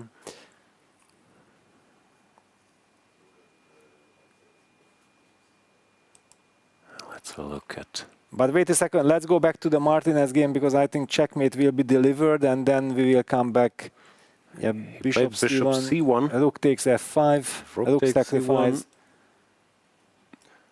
He's still trying to respect this queen, yeah? Like, yes, desperately, but... He took. E takes f, rook takes, king g7. And if this is not made, then nothing. A bunch of attackers here. Rook f7 is also made. Yeah, basically you can choose, yeah? Different ways lead to checkmate. Knight f4 check. It's fun to give checks. King takes. Where's the mate? 95, 94, 94, and Martinez does resign. A big win for Sindarov, bouncing Queen was back. also joining the party. Yeah. Yeah, very impressive game by Sindarov, actually, like absorbing this attack, just calculating everything perfectly, and then starting his own attack. Which means it's 1-1 now. They're going to 10 plus 10. Let's see if Wei Yi is doing damage against Arjun. Bishop g2 back. Arjun down to 1 minute 27 seconds. So he better make sure to control the situation, because if something gets out of control, then it will be very difficult to react. Pawn gets attacked. What's his point? If king covers, then he wants to come here. Oof, yeah, king f3 then feels very some awkward. danger. Yeah. And king to king here, then there's g5. So white has to do something. Not easy. Yeah, he D5 gives up the played. pawn. Yeah, d5. Creates a square here, but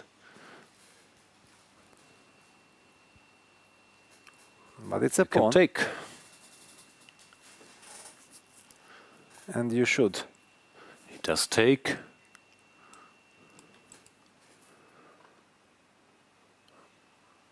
Erigaisi a bit behind on the clock, below 1 minute, while Wei Yi is 3 minutes. Can Arjun keep his cool here? A5, yeah, he's focused. Yeah, he wants to create counterplay. That's the way to go. Very strong move, A5, under all this pressure. But now if he can take and attack this pawn. Well, there is news on the Erigaisi-Penko board. Esipenko played his last move with 1 second. But things are completely out of control. It looks like black is about to win. Position doesn't look great. Yes. Look at the camera. 2 comebacks. G4 on demand. Yes, Sam playing extremely well.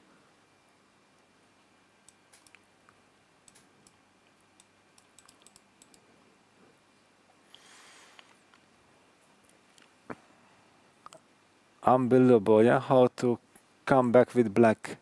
G3 played, yeah, blocking, because if black pawn gets to G3, then white's king will be checkmated. It had to be played, but now it's... Bishops are a bit scary. Now also one can start asking questions, yeah, that what happens if we enter with the rook to C1? Too many questions. Let's say this, you have to go here. Yes. It's already. C1 no, many options, but white isn't really doing anything and just looks game over.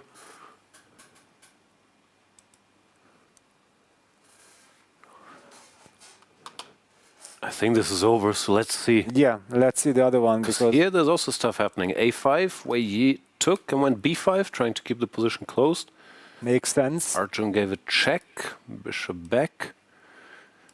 And apparently this check was a serious mistake. Let's try to figure out why.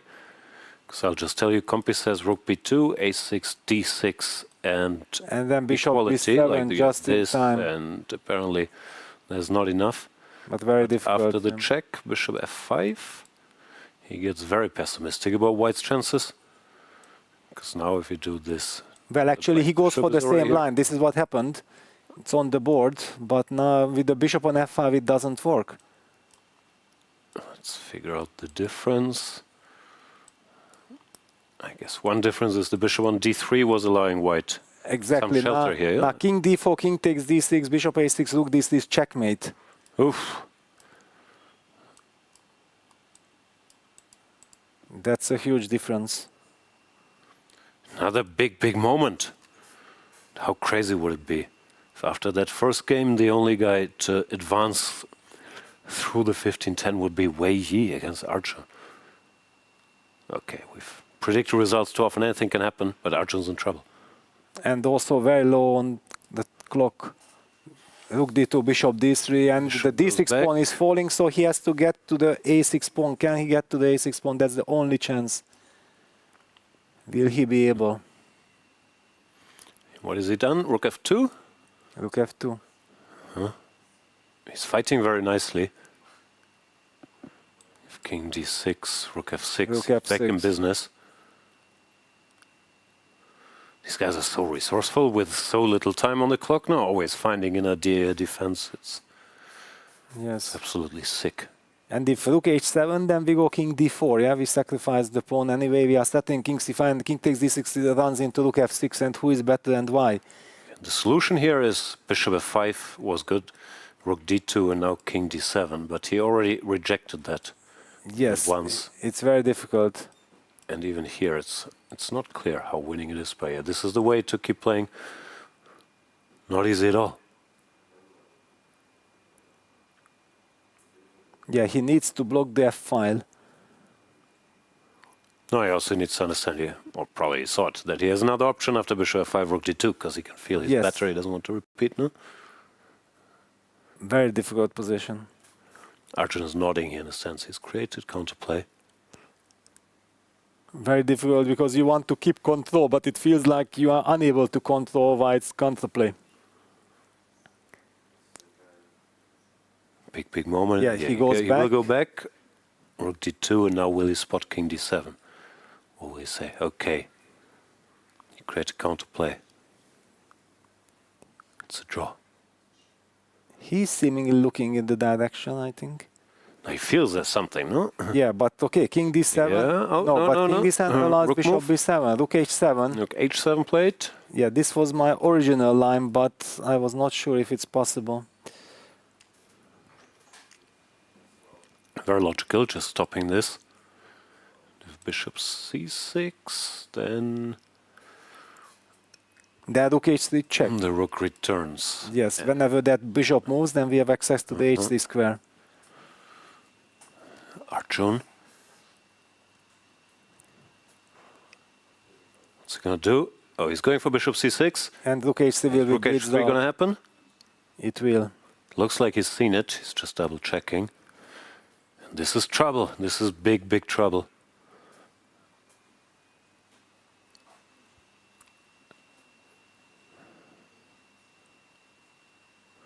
Oof.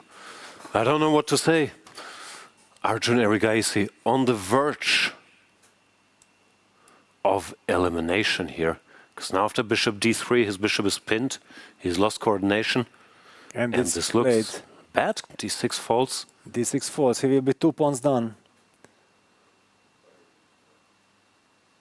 Oof. King f4.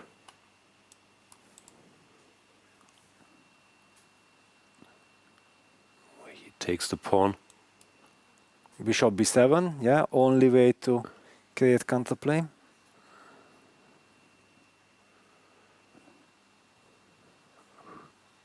What a moment. Black has many options, but Arjun is still fighting. Arjun is fighting, and okay, if Wei Yi goes down on the clock too much, then that will be practical chance. He likes playing only 3 seconds. But also, can he keep his composure? We've seen so many times whenever someone gets so close to the semifinals, then the mind is starting to play tricks on them. But Wei Yi is cool as a cucumber. b4, amazing move. If c takes b, pawn to c3. And not only does he have a massive passer, but he also covers a6. No, he's very cool. Very strong move. Breaking the structure. Takes and c3. And now everything is under control for black, and he has this amazing passed pawn as well. But Arjun's still fighting. You can see he's nodding. c2, rook c1. Wow, Bishop f5. the technique is so good. He just wants to go rook b3, rook b1, yeah? Saying, you can have the pawn, I want your rook. But what composure, no? To give b4 and then to give the a6 pawn as well. With ticking seconds. No, I've told you before, I became such a fan when I saw him play live in Bundesliga, and he was just making a move with 10 seconds, writing down his move. The opponent would make a move, and he would just very calmly write down his move, think about the position, and for 10, 15 moves play on 10 till 3 seconds, and never any hesitation, any panic. He's just very relaxed with his time. Yeah, bishop f3, rook h4 check. Now he's but collecting. now without the a6 pawn, b4 drops, and I can't see a lot of hope for Arjun anymore. There is no hope. Oof, what a moment for Arjun Erigaisi and the many fans here. We are in India. He's the last Indian participant, and of course everybody's rooting for him to join Prague in the candidates. So is now Wei Yi calculating takes, king c5, bishop a6, king b4, and then picking up the a5 pawn. And then very similarly, like, yeah, this is what's happening. Like don't check one like against this. Alex King b4, and yeah, this is hopeless. Because one pawn. The bishop very nicely covers all the pawns. So you take, you run with the king. And it's over. Esipenko has lost in the meantime, so we will get 2 10+10 matches. But what a heartbreaking moment here for Arjun Erigaisi. His last seconds in this tournament.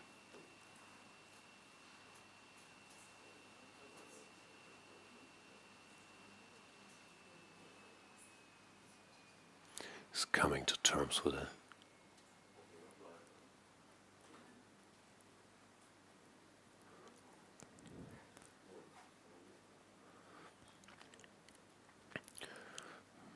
Pierre, can you just explain how Black converts this?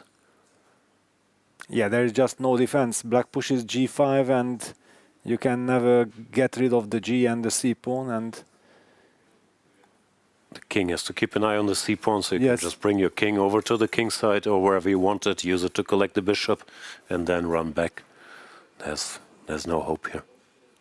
Absolutely no hope. Yeah. The bishop can wait on g2, trying to stop the pawn, but the black king will just come. Yes. Go g2, pick up the bishop, then run back to the other side and help convert the c pawn. He goes g4. This is child's play to both of them, so under normal circumstances Arjun would have resigned here, but of course this is not a normal situation. Yeah, the black king will get to d4, and then bishop e4 comes. Ah, yeah, I like that. Yeah. No, you just... he wants to queen the c pawn directly. Okay, so king c3. I wouldn't never mess around with stalemate situations here. But okay. King c3, bishop e4, but of course nothing's there is no stalemate. He's not concerned. He just why not bishop e4 at least? King d3.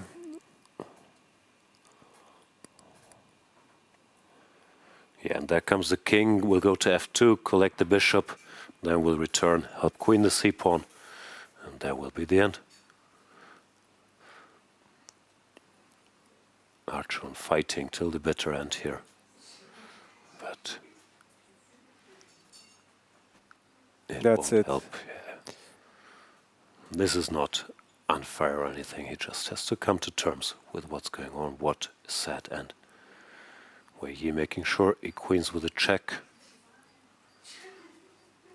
Okay. What do you do here, Peter? Well, it just shows that it's too much nerves at play, because otherwise he would have long resigned. Plays still checkmate, and checkmate it is. The tournament is over for Arjun Erigaisi. What a sad moment for him and the fans here. Kudos to Wei Yi, who, yeah, especially after not winning that first game, kept his composure and played an amazing technical game with the black pieces. But what a sad moment here for Arjun. Yeah, it's heartbreak for all the Indian fans. But yeah, brilliant play by Wei Yi. That's the World Cup. Yeah, there we can see signing and Arjun leaving. I hope, yeah, gets a moment for himself at least, because these are the moments where it's hardest to face the fans. I'm sure they're waiting for him outside, but oof, this is rough. That means we have two semi-finalists, Wei Yi and Nuribek Yakuboyev, and let's bring back Angelika to update us on what we missed. Well, Jan-Peter, it's hard to find the words right now to describe heartbreak for Arjun, but one more time, Wei Yi deserved this victory, and we deserved, I think, this match for the semi-finals or finals. Unfortunately, the brackets are so, they're in quarterfinals. Arjun losing previous World Cup in the quarterfinals against Pragnananda, this time against Wei Yi. A bit unlucky to get there, but I just wanted to show one moment in the game, Andrey-Esipenko against Sam Shankland, where it was a very crazy idea to go for Andrey and to force a draw pretty early on. Here there was d6 move, using the fact there is a pin on the queen and also there is the bishop looking at the king, g5, stopping all the threats on e7, but then you sacrifice your bishop because all of the black pieces somehow are on the queen side. They cannot really defend the king very well, so king f7 take. Now queen is coming with a check, king g8, bishop takes, pawn takes. Now the knight is coming in. We have sacrificed two bishops and the king is very much naked there on the king side.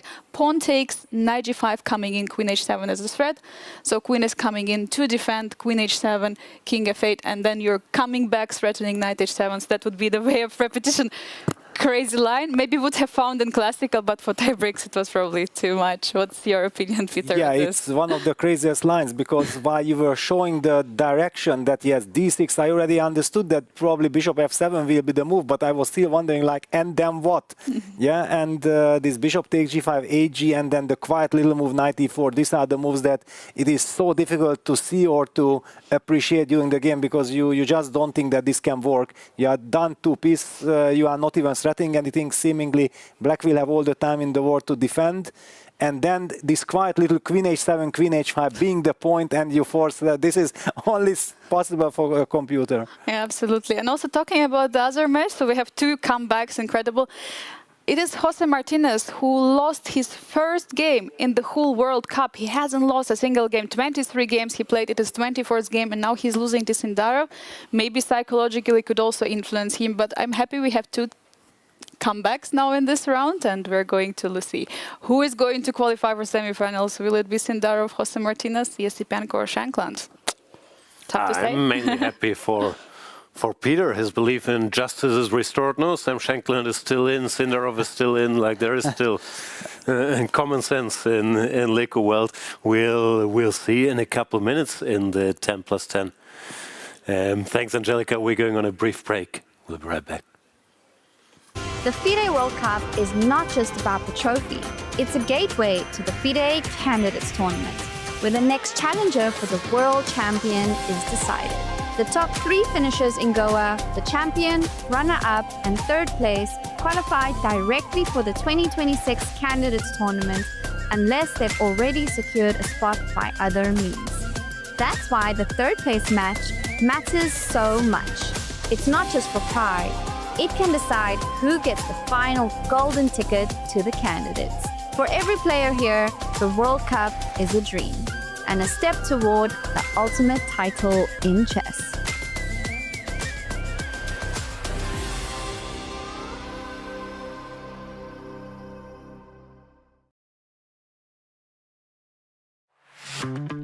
Goa, a food paradise, both steeped in historical culinary tradition and at the forefront of a modern-day food revolution that is fresher, more local, and more global than ever before. I'm embarking on a journey across the state to explore the very best of food here. This is honestly my favorite way to eat an egg. Break bread with some of Goa's most loved chefs and understand what food really means to communities here.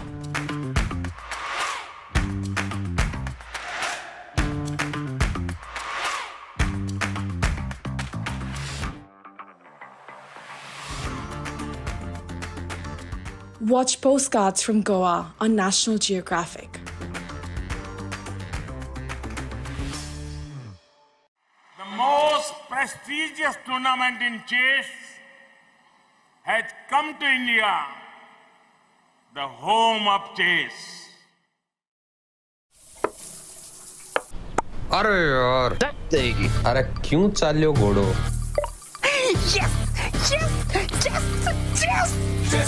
Chess खेल ये हमारा है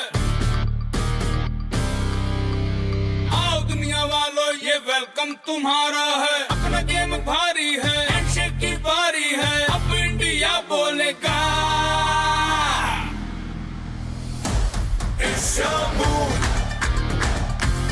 It's your move Goa कर रहा है wait It's your move Come don't be late It's your move ए तो कोई खोर चतुरंग के सारे रंग सदियों से हैं अपने संग शतरंज बिछता है हर आंगन विश्व को दिया हमने विश्वनाथन डंका बजा है गोवा सजा है खेल जमेगा खूब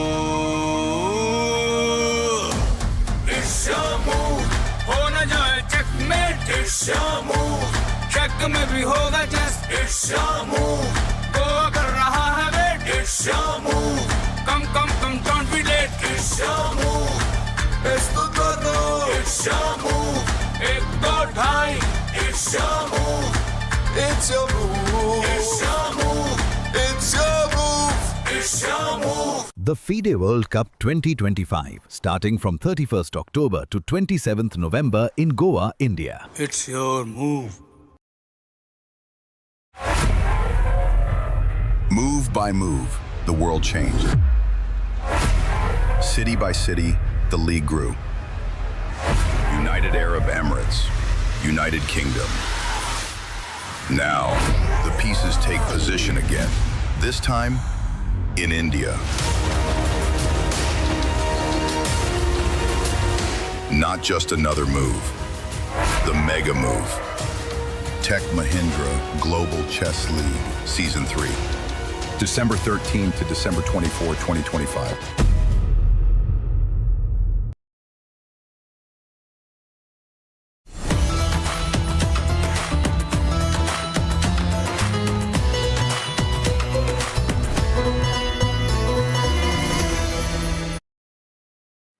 Welcome back, everybody. We're still trying to recover from the drama. Arjun Erigaisi is out of the tournament, but there's no time for recovery for our remaining 4 participants because their games in the 10+10 portion are about to begin. Peter, what do we have? Well, I already don't even know what we have. Yeah, craziness we have. What a match it was and what a journey it was from Arjun. But yeah, that's it. That's the World Cup. But we already have liftoff in the next games. Martinez playing with the white pieces against Sindarov, and he wants Vincent Keimer system, finally. Yeah, wants to play a calm game. Knight f3, d5, e3 on the board. And in Sam Shankland-Esipenko, we have a classical Queen's Gambit. You pick which one you want to go to first. Well, okay, normally I always pick a game which has more action already. Yeah, so Sindarov is still taking his time on the second move, so basically this gives us a chance to head, I believe, to the Shankland-Esipenko game first. c4, e6, knight c3, some small move order. Questions, do you want the Mikenas? Knight f6, e4. Andrey says no, thank you. Plays bishop e7. Knight f3, and here knight bd7 is his weapon of choice, of course. The good old classical stuff. c5 and b6 are other main moves. He goes here, and Sam is not in the mood to play c5 now, which is interesting. This is the critical test. But of course he knows, Andrey knows, and also a3 is a much risk-freer approach. But here it's interesting, because by far the main line is c5, c takes d, knight takes d5, and I guess this is what Sam was looking for with tiny edge. I mean, this isn't played at the top so much anymore, because black can neutralize it, but maybe for rapid it's an interesting choice. But Esipenko says, no, I want some more dynamics. Takes on c4, goes a6 and b5. What's happening now? Wow, so he's turning a Queen's Gambit into a Meranish kind of position with the white bishop on f4. That's what it makes it a Queen's Gambit. Otherwise, people would not believe what kind of opener. It couldn't be the Queen's Gambit. No, you don't have this feel? Yeah, it's a Meran now? Yeah, or a Queen's Gambit accepted, but the bishop on f4 is never, never there in these positions. And Sam almost feels like he also needs a bit of a breather after the last game's action, is trying to play very solidly with d takes c5. This move was also interesting, but much sharper. So d takes c, knight takes c. Now you can go b4 with, I guess, equality, no? Or take on d8. Can white hope for anything here? Yeah, well, feeling-wise, black got a very nice kind of version. Do you remember that there was the Shankland-Dubov match where Dubov played the d takes c4, b6 kind of, or b6 line, and normally black is dreaming of getting something like this there. Here black is just presented immediately. b4 played by Shankland, so clearly he wants to force black to make some decision. Retreat, please retreat. Knight cd7. Exchange or not? No, you will retreat. Yeah, you don't want to give white the chance to activate the rook immediately. And then bishop b7 next. And once bishop lands on b7, we know exactly that this is super safe. Like, should be very fine. Usually the only problem in these lines is if you find a square for the queen. But here it can even go to b6. Bishop b7, rook c8. Now, it feels like Sam is trying to play it safe, and of course white is very, very safe here. Queen. What happened? You went queen here. Queen b3. The thing is, just as I said, white is safe. I've played these positions a lot with both colors. Normally with black, if I solve my problems, I already feel like, okay, now it's time to look for advantage, like bishop b7, queen b6, rook c8, rook d8. And sometimes with white, if you're drifting a little bit, you can be slightly worse, and it can escalate quite quickly. Yeah, especially because now normally white has that bishop on b2, so it's a very symmetrical kind of position. And also we talked about this in one of our broadcasts already, that in this symmetrical position it's considered that knight on d7 is much more better placed than the knight on c3, because black has harmony, black has flexibility, and that knight on c3 is a little bit hanging in the air, and it's not doing so much. Yeah, it's a target for the rook. Look at d1 played. It's still equal, but almost feels like Sam has to be a little careful. Also, this is a very Andrey-Esipenko position, super classical. He knows where the pieces belong. He has harmony, activity. Okay, queen this b6 is his territory. Will be played. Yeah, good move. One of the questions in this position is that can you somehow break with a4 and liquidate, but for the moment you have to take care of the b4 pawn. Yeah, it's not so easy to. Yeah, maybe. That moment has passed.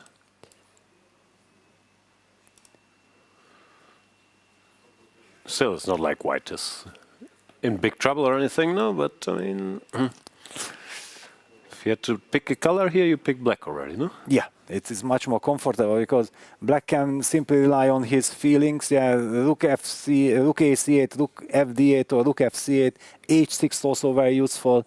And with white, you have to pay attention. That was a small little move. What was it? e4. E4, that's not a small little move. Yeah, it's a game changer, but it also shows that so risky. White was not feeling happy. Yeah. E4. We've also talked about this. E4, it's always an option, especially compis normally very often like it in these positions. But after that, you no longer have safety. So this is always saying, okay, now it's a different game. This is certainly a move that White plays because he's not feeling happy. Otherwise, he would have never played this. Andrey is nodding. There's nothing direct you can't take yet because this knight is under attack. But white also doesn't have a threat. E5, there's knight D5. He moved the rook from A8 rook A D8 to D8. I heard this theory, and I was never sure if I should believe it, that Russian or former Russian players, they're obsessed with the move rook A D8. Really, yeah? Yeah. And here it's played again, and I don't understand at all. Why not put the rook on C8? So maybe there's something to that theory. And after I heard it, every time I see somebody play rook a8, I'm thinking, oh, okay, maybe it's true. Well, okay, his idea is probably connected with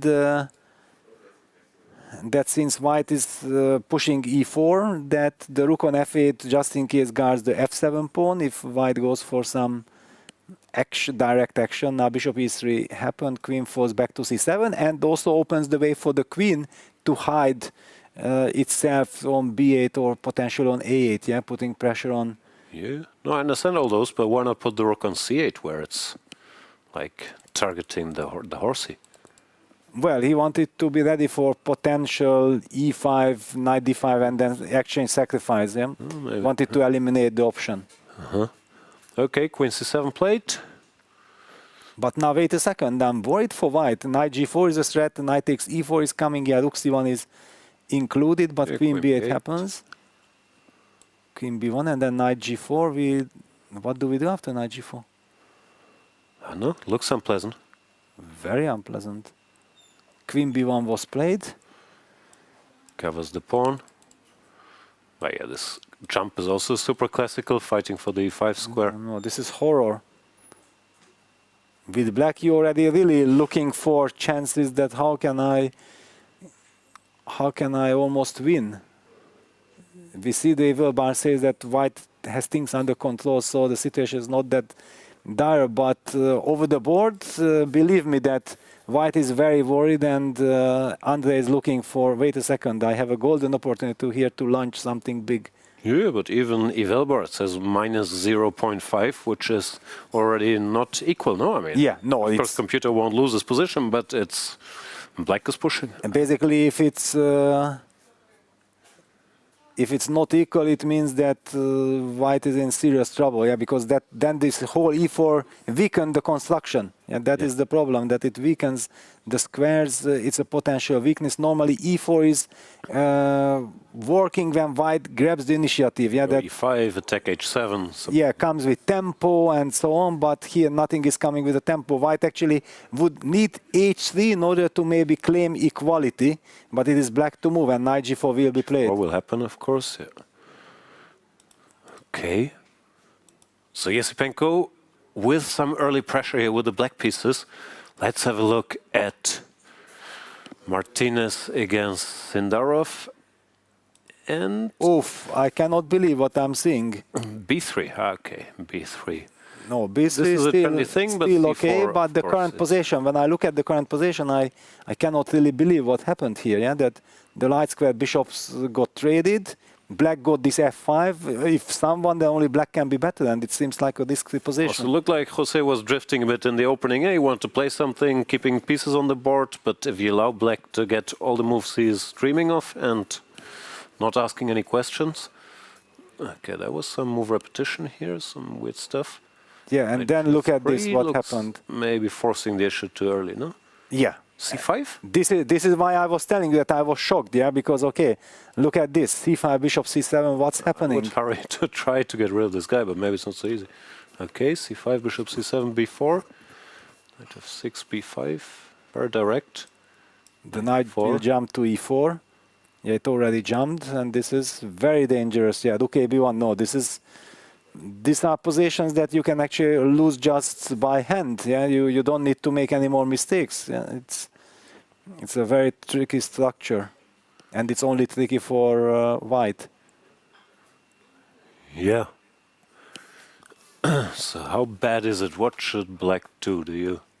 Well, you have all these potential g5, g4, h5, h4 ideas. Yeah, that's what I was also saying, like, just automatically you can end up in trouble. Maybe it doesn't work exactly move per move, but just highlights the dangers in the position. And that why did white went for this position voluntarily? Yeah, that is my very big question, because he can only be worse. And g5 played. Things are heating up.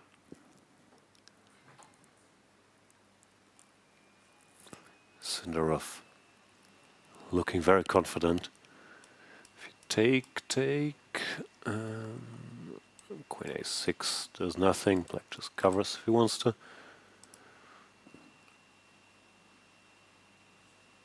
What has he done? Bishop c3. Now do you go g4, or is this knight h4 bothering you? Yeah, well, also then the knight on h4, yeah, it stops the mate, but it's out of the game, yeah. So that's one option. The other could be h5, h4. Think about h4, g4. Yes, your favorite, yeah, when we think about your masterclass on the Esipenko game against Shankland. Yeah. g4, he goes knight d2, okay, he's saying. This knight h4 is too much, but no, wow, of course but you're okay, exposed to h5. this fun. Very sharp. h5 is coming. No, this is crazy. Because, okay, putting yourself in such a horrible situation for no reason, and with 8 minutes 25 seconds on the clock, these are nerves.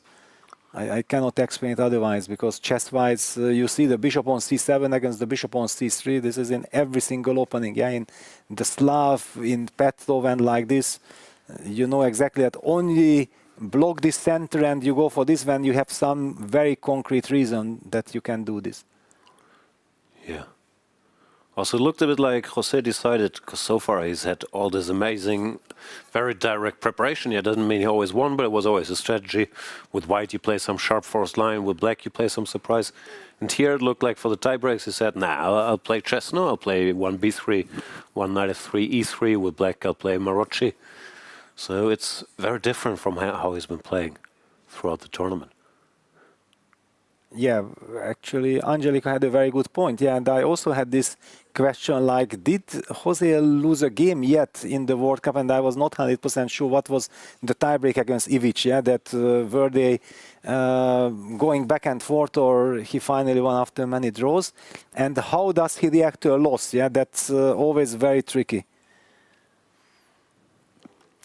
Sindarov taking his time, comfortable position here for the Uzbek star. Let's see, yeah, he's making moves. Let's wait for the moves. Yeah, he wanted to play h5. That looks... He only has to control the clock, yeah, because he's 4 minutes behind. That's what Jose is relying on. That. But with 10 seconds per move, I mean, once you're in trouble, these guys can make 100 moves on 10 seconds exactly. per move.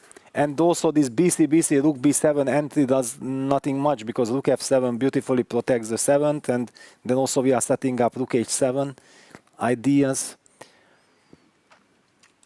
I'm very pessimistic.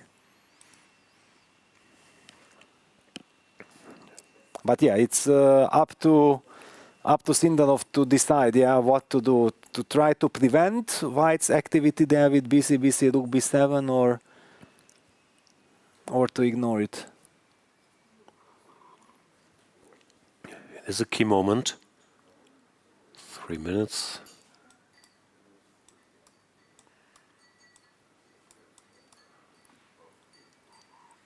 Takes Rook B7, yeah, and then already okay, we get some counterplay.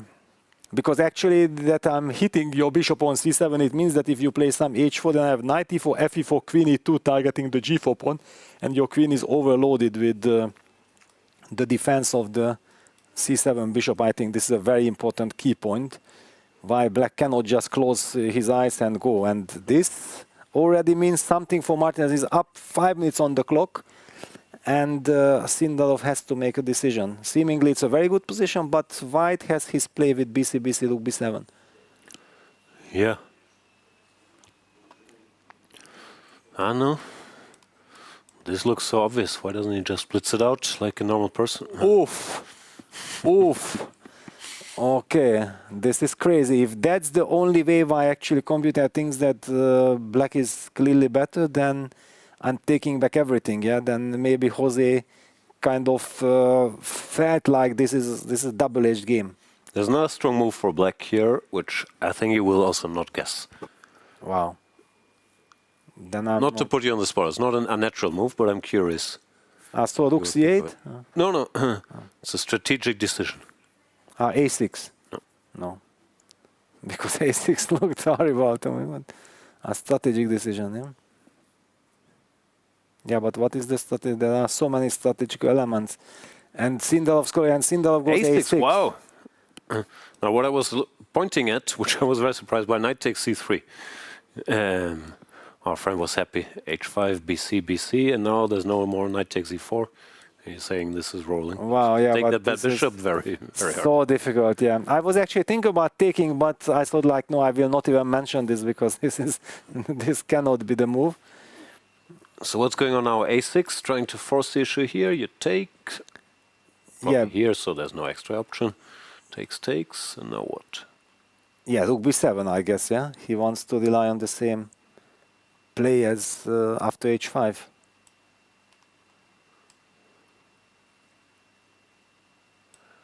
What does he feel like he achieved with this a6? Yeah, that he. No, because you could get the same position and play a6 here if you want to. Yes. By the way, it stops queen a6. That, It stops, yeah, but the bishop on c3 was hanging, or is it possible like queen a6 you can sacrifice this like this? The line was maybe what he was trying to stop. Takes, and now queen a6, which is unpleasant. Yeah, which also, yeah.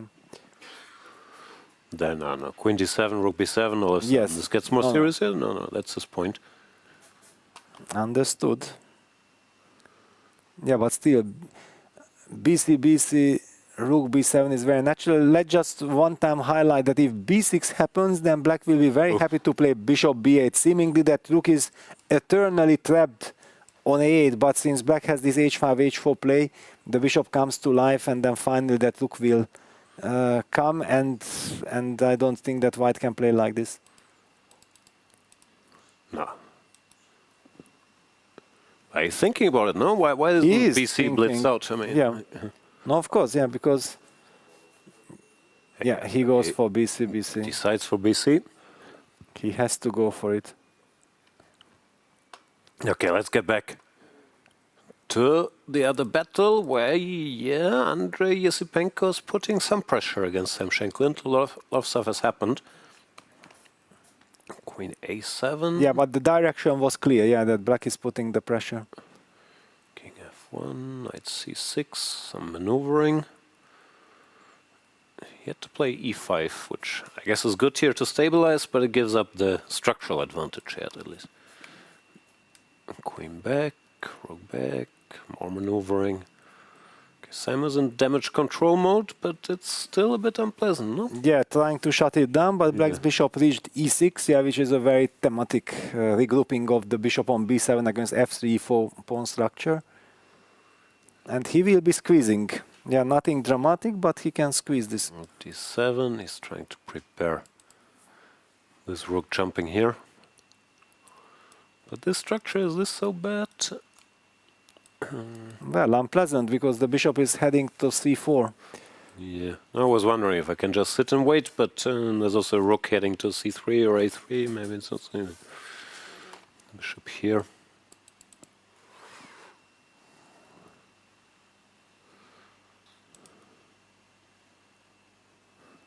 Sam's thinking about it. 5 minutes versus 5 minutes. By the way, if you're just joining, this is the first game of the 10+10 portion. 2 matches are still going. Sindarov against Martinez and Esipenko against Shankland, who both exchange wins in the 15+10 portion on this tiebreak day. If these mini matches end 1-1, then play moves on to the next phase. So this is the second one with 10+10. And pawn to g3 played by Sam Shankland.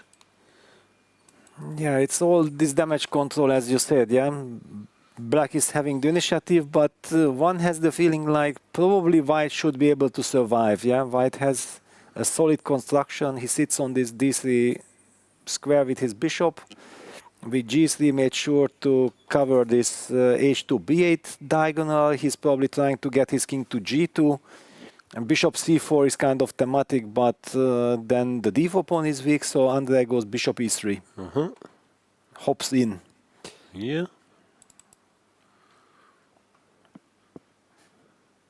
No, it's no longer on autopilot, because I know Andrey is very experienced in these structures and all these maneuvers, they come natural to him now. It's a very random structure where it's more about calculating. But I think maybe we should forget about this game because this will be a slow affair. In the other game, things are heating up. Sindarov is down to a minute. And according to the computer, the evil bar, at least, that's the only thing I have access to. The evil bar says that white is better now. Oh, not anymore. The evil bar gives and takes. Wow, but bishop a5, yeah, this is the bad bishop is traded. However, black will get the b file, or how is it going to work out? Queen b7 blitzed out. If queen b6, you go for the rook endgame? You take rook b8 and then you push a5. The king is coming to d6, you push c5 and you are fine. Very important that you always have a5. You don't necessarily have to push it immediately, but after a4 you will push, and black's king is much faster. Yeah, this is now very good for Sindarov. Yeah, all these traits clarify the situation, and he got the b file. Without the b file, how is white planning to break through? It's very difficult to see. Martinez trying to evaluate this endgame, but if you play slowly and you wait for rook b8, I don't know if he can be worse with this king, but it's hard to believe. Yeah, hard to white believe. Can be better, no? Yes, okay, hard to believe that white can be better, that's for sure. But also, how will black make progress? Yeah. Because whenever you go somewhere like this. Exactly, the queen c7 empty square is available. Not yet, not yet. But it means like white will have to just shuffle rook e1, rook f1, rook e1, rook f1, but then you are not using your time advantage. So Jose is thinking about some plan. And what about some rook c1, rook b8, rook c3 idea, inviting queen b1, check, king h2. If I'm not getting checkmated, I'm counting on queen c7. Is that a plan? Also, maximum is a draw, no? Yeah, and black is also very active. Yeah, you target. Maybe. You probably have a perpetual, but... That's it, yeah. No, I just don't see it. Yeah, it's difficult. Which is very good news for Sindarov. He stabilized the situation. He looks confident. Jose Martinez, 26-year-old, representing Mexico. What a run it's been for him to these quarterfinals. Won his first game in the tiebreak, but Sindarov came back in the second. Do we know when did he move to Mexico? Yeah, from Peru, because not sure. Yeah, I just want to highlight that Peru actually has traditionally brilliant players. Yeah, like Julio Granda-Zuniga, El Maestro, and also then Jorge Cody was fantastic. Actually, I was expecting much more from Korea. I thought like he will be moving towards 2700, but I don't know if he really became full-time professional or he's doing something else. He's definitely a very serious 2650 player. Yeah. And Shankland getting into trouble. Maybe then now we can jump back there now that Sindarov stabilized the situation. Jumped around somehow? From d7 it went all the way to b3 via a7, a3. Sam was trying to I guess some trickery here. Yeah, trying to get rid of this e3 bishop, but... Okay. Rook b3. Queen is to go. Queen d1 played. What do? You take very nerve-wracking, yeah. Now you just collect. And you can't take on e3 because queen b6 finally, and there will be bishop c4 against any of this. Yes. That will hurt. That does hurt. Wow. He has taken. This is a big moment. Because rook takes e3. Oh, no, he plays queen c1. Queen c1, yeah. He has to play so that he takes with the queen on e3. But still unpleasant. Yeah, will this work with all this shakiness, rook d8? I don't know. Yeah, so many things are... Yeah, rook d8 is A lot of dynamics favoring black, no? Here. Yeah, basically I thought like maybe you have to play bishop e2, but then I get access to, or you have to take rook e3, yeah? Okay, but you're still... The king on f1. Oof. Horrible. Yeah, no, it's too much. This is a horror show.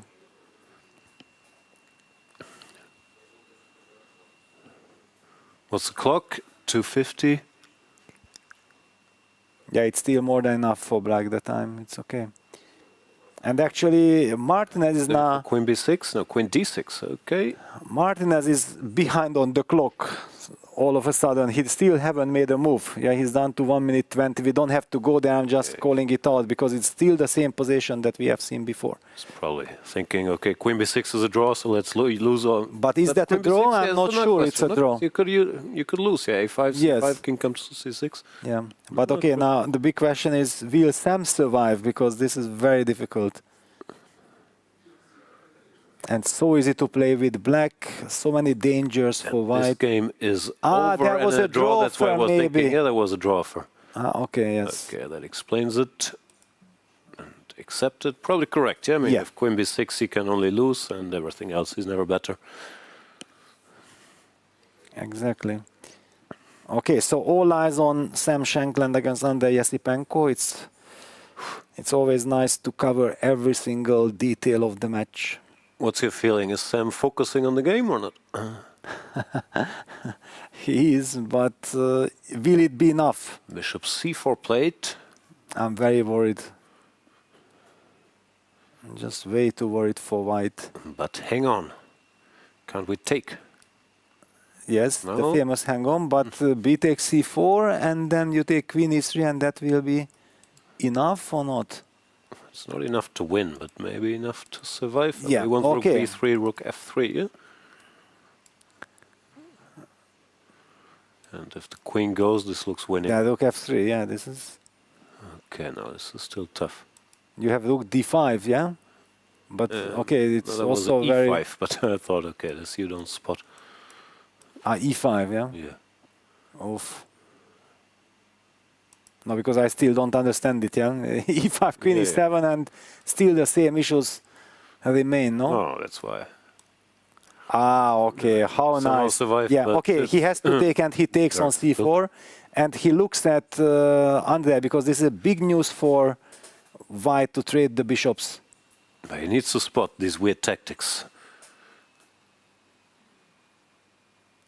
Because if he starts with rook, then queen h6. Then queen h6 wins a big tempo, probably. I hear you. Yeah, it wins. Rook d5 played, yeah. Rook d5 played. Normal move. Queen h6 blazed out. Played. Takes the pawn. Oof, and if we have to play h4, then I don't know, some queen e6, queen h3 will also come. The second rank is weak, all the anti-squares. Yeah, Andrey is playing very powerfully. As you said from the beginning, that was an Andrey position. Yeah, in a rapid game, he is just... You cannot give him a position like this. Still no. After King g2, I thought, but we're never threatening queen e3, yeah, because of rook b2 then. h4 played, but h4 this played. queen e6, queen h3 business is there. I don't know exactly in which order, but it drives me crazy.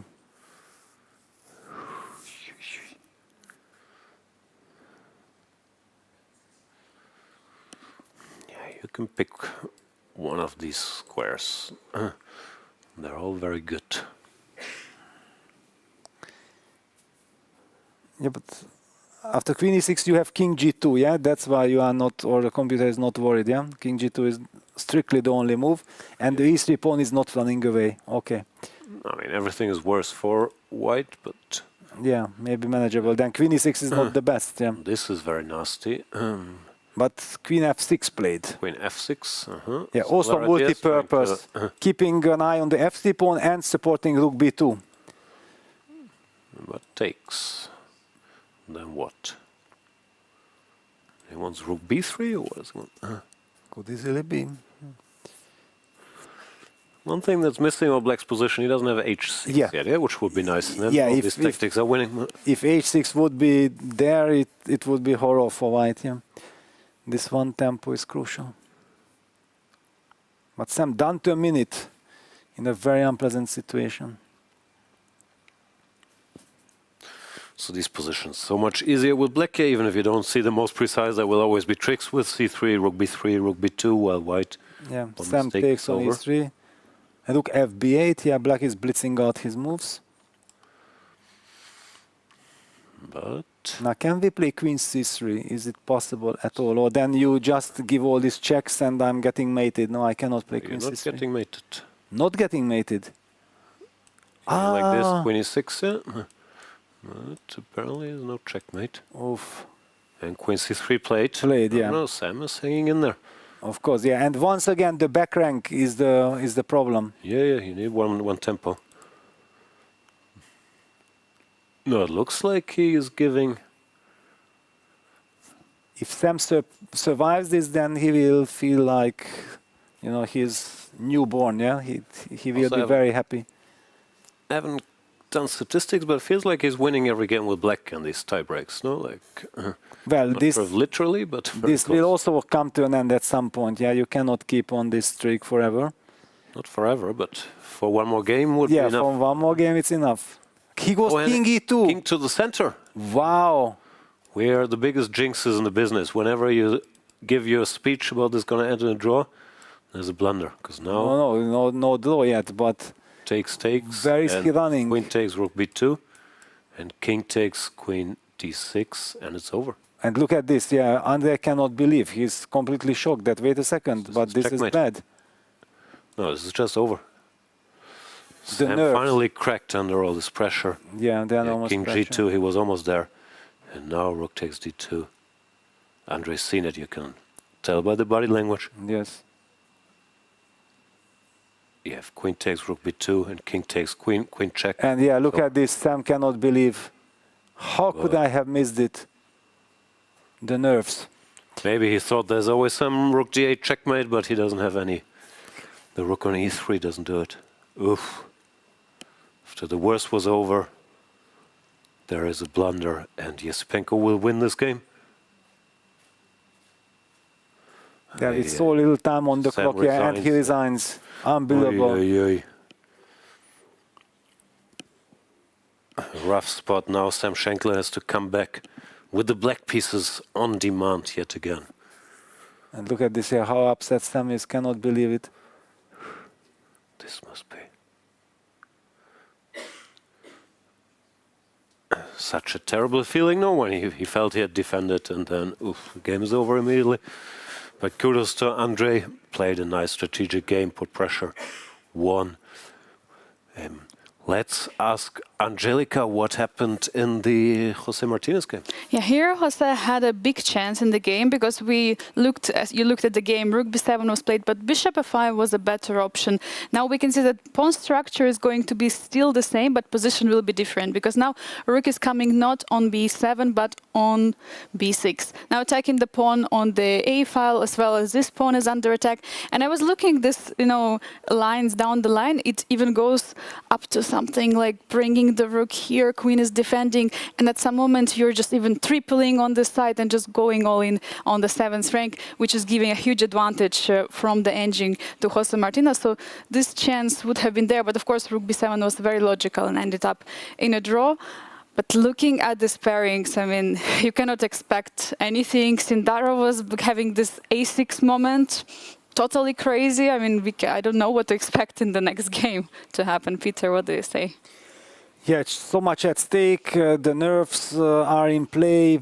It looked like Black got a position that he can never be worse. 2 moves later, he's already in trouble, and seemingly he didn't really make any mistakes. So it also kind of shows that probably Jose was sensing that this is a tricky kind of position. Yeah, we had this feeling that Black is having such a nice control, and why did Jose play like this? He probably was actually having his idea. And this rook b7 was a very rushed decision because he still had time on the clock, and we have seen that that he played rook b7 with the idea to play bishop a5. He blitzed it out, but as you highlighted there, that what a big difference it would make if he does the same, gets access to the b6 square, and the only question is, does black get any chances to create some counterplay on the king side with h4? But since the c6 pawn is so vulnerable and white is so active, it's not the case, and then it would have been very difficult. If black has to sit tight and passive, I don't believe that he could have held in the long run. For sure, Jose would probably crack him. I think it's also influenced him losing the previous round psychologically, that he didn't go forward.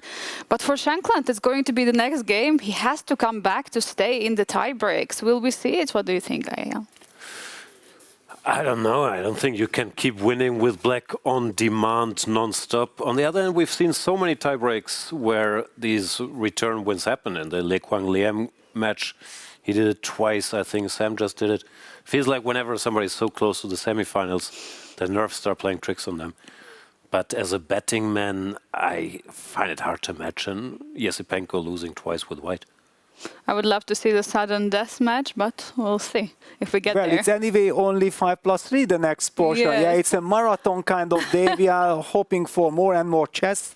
And the Martinez-Sindarov match is very close. And of course, if Sam Shankland manages to make the miracle again to bounce back with black, then that match also continues. Looking forward to that. Very much so. We'll go for a very quick breather and be back with the next 10+10 game. The FIDE World Cup is a spectacle for fans around the world. But for spectators here in Goa, it's a little bit extra special. And that's because of the designated fan zone. There's a live commentary studio where fans get to experience top-level commentary from some of India's best voices from Chess-Base India and Chess.com India. They can eat, they can relax, even play some chess, of course, and get to experience the thrill of every move. Let's catch up with Sagar and Amruta on the commentary side of things. So there are 6 commentators in all. It's Amruta and me. And apart from us, there is Tanya Sachdev, who's one of the best commentators in India and the world. She is fantastic. There's Harshit Raja, who's a grandmaster. He's always filled with so much energy and excitement. And then we have another grandmaster. His name is Sahaj Grover, who is also one of the, he has all this knowledge of chess. And so he's calm. So, most of us are very excited all the time. He makes it more balanced by being calm. And then we have Sahil Tikku, who is this guy who brings in a lot of funny elements and so on. You can say like we are 6 good friends together, just having a good time watching chess. Yeah, absolutely. And guys, if you're watching this, I would ask you to definitely come over here and have this experience, because everybody is, enjoying together, and you will also get to make a lot of new friends, while playing chess. Those friends, I'm telling you, they'll be for life, guys. So come here, we'll root for everyone, we'll root for the chess moves and also the players. So it's going to be a lot of fun to meet you. How are you enjoying the FIDE World Cup? Are you having fun? Yes. Who's your favorite player? Gukesh. And are you watching his games here in the fan zone? Yes. Is there anything more you want to say? No.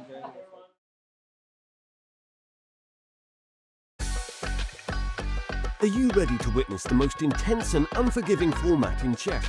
A knockout, where one mistake can send you home.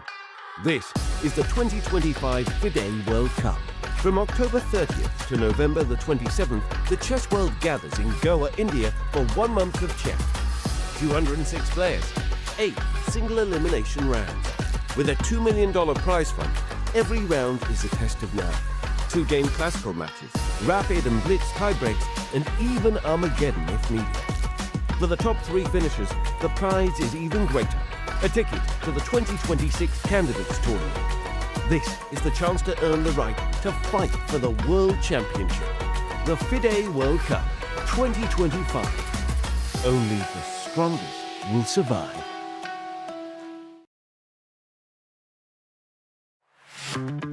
Goa, a food paradise, both steeped in historical culinary tradition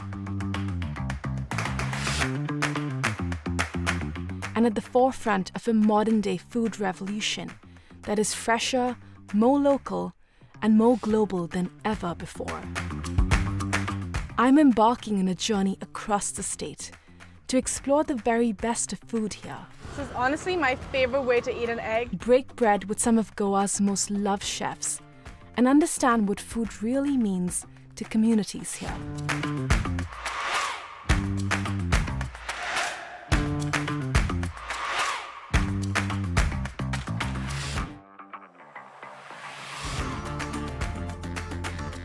Watch Postcards from Goa on National Geographic.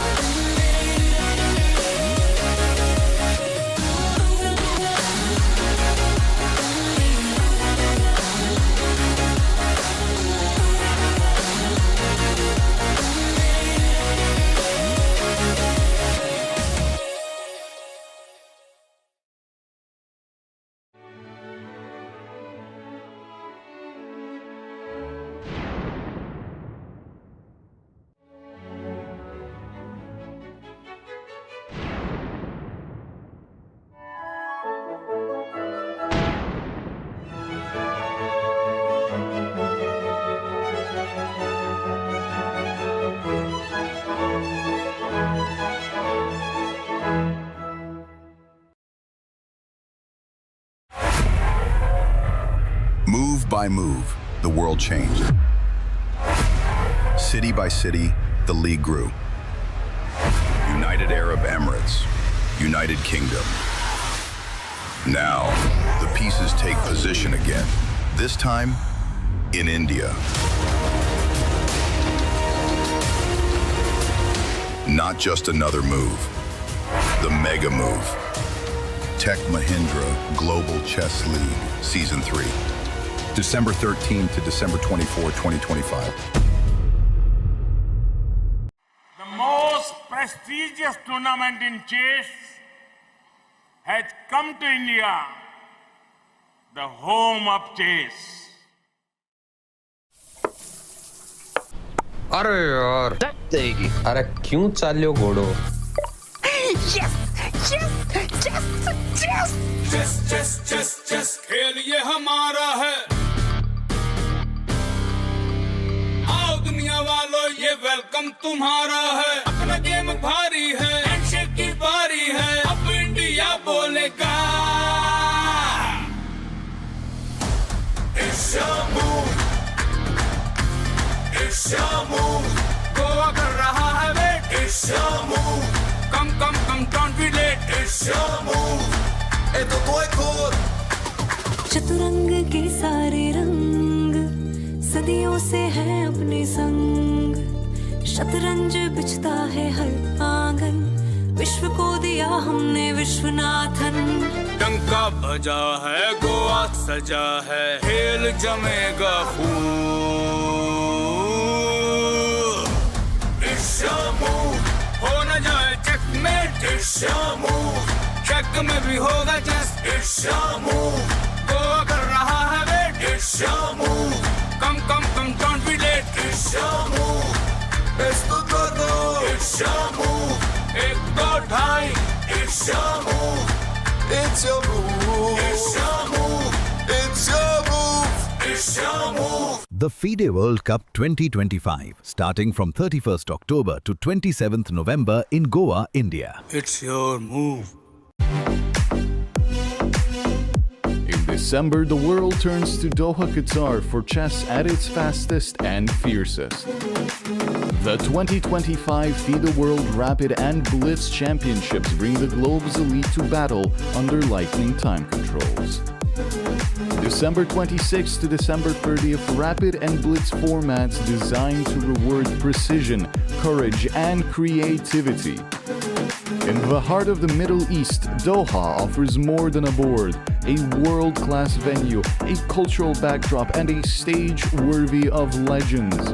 With a €1 million prize fund on the line and the title of world champion at stake, the 2025 FIDE World Rapid and Blitz Championships, the ultimate test of fast chess. Welcome to the FIDE Online Chess Museum. The International Chess Federation proudly presents the FIDE Chess Museum, an online space celebrating the rich history and evolution of chess. Explore exhibits that trace the game's fascinating journey. Discover the origins of chess, beginning in the distant past, and follow FIDE's centenary journey. Rare chess sets, unique books and memorabilia, autographs of chess legends, trophies of historical tournaments, and stories of the chess champions. Explore the game's legacy and future. Chess is more than a game. It's a global culture of strategy and unity. Join us to experience this unique online journey where history, culture, and passion for chess converge. And also on your phone.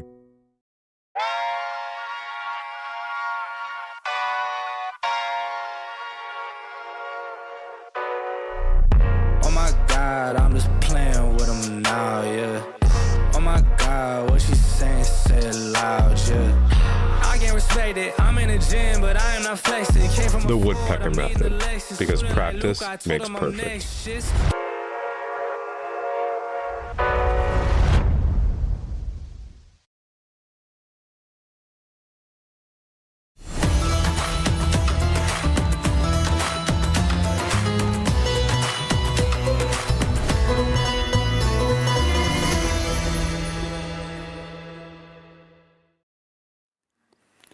Welcome back to the quarterfinals, tie breaks.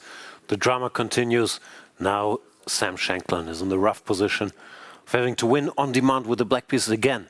He did it in the 15+10, but can he repeat that? Peter.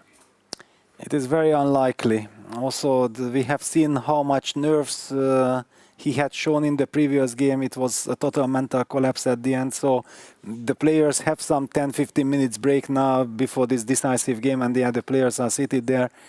But how do you find this inner strength to get over this? And with the black pieces, you also depend very much on your opponent. It's not like you can create something on your own. You need help. You have to find this psychological weakness of the opponent that somehow maybe I can lure him into a direction which he doesn't like. But it already happened once. I agree with you that I can't really see it happen again. We'll find out in the other game, Martinez against Sindarov.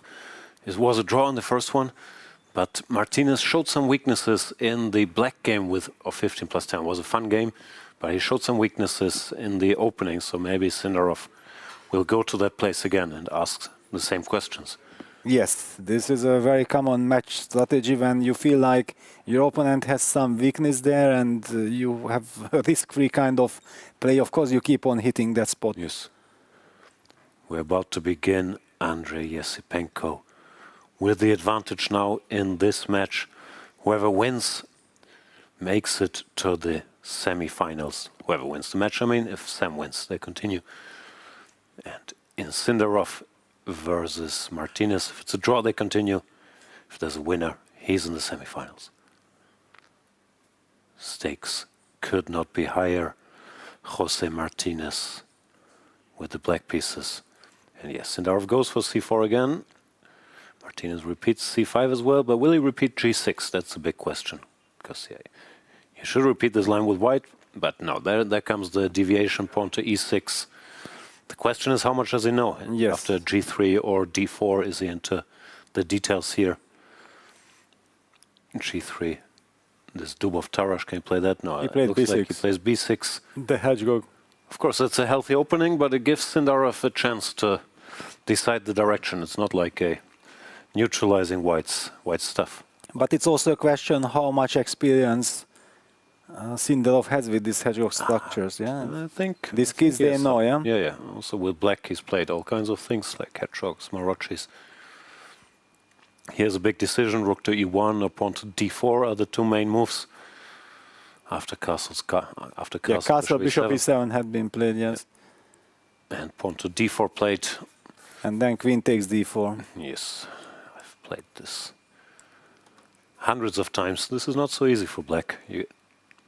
Let's see if Jose goes for one of the direct lines with like Castle, some knight rook d1, c6, knight queen, c6. queen c8 business. Yeah, or goes for it. Yeah, knight c6, queen f4.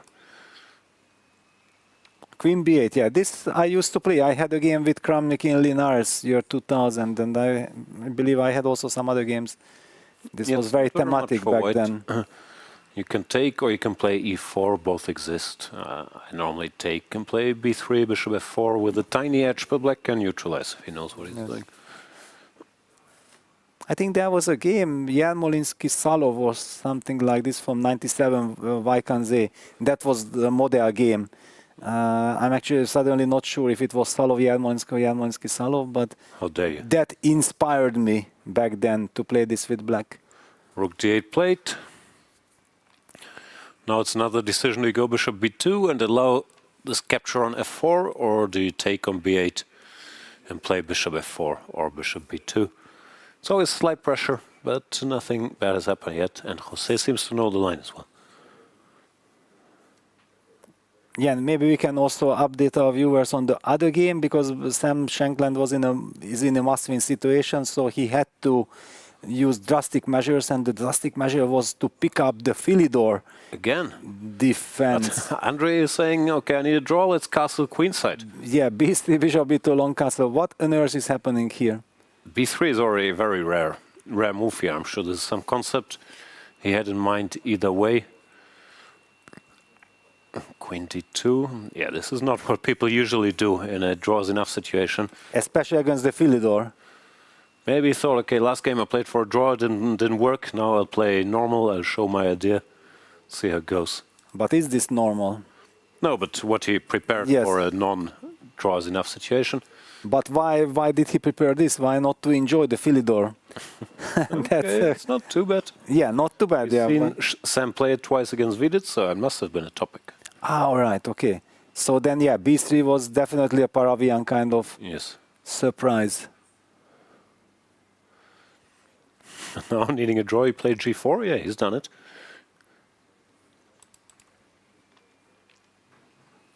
Yeah, and g4 looks very powerful, actually. That was Paravian's main idea. Maybe Sam has just fallen into the main trap.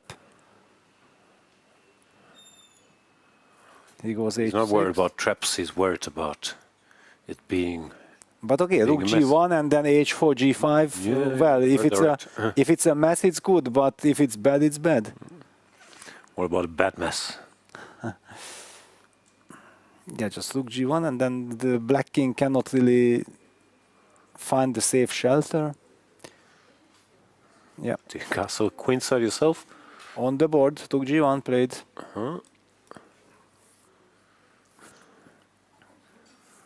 Okay, you can never castle here. Yeah, you can never castle there. Sam's in deep thought.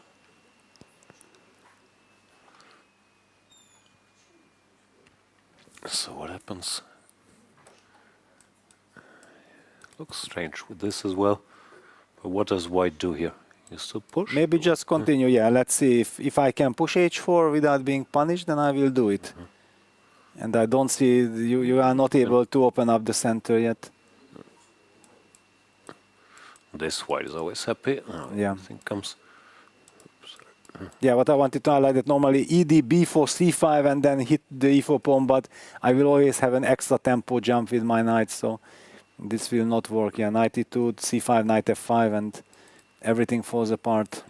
Yeah, so a6 played, h4 will be played, and then the big question. Also, if Sam leaves the king in the center forever, like g5, g6 or something will come here, or g5 and g8.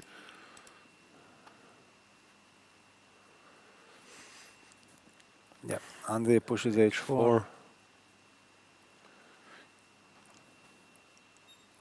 Well, the braveness with b3 will be rewarded, yeah? At least the position is very nice for white. We don't know how it will end, but it's a dream come true. Well, yeah. Maybe g6. Should black maybe just play g6? Say like, please play g5, then takes knight h5. I get stability. I think g6 will be played.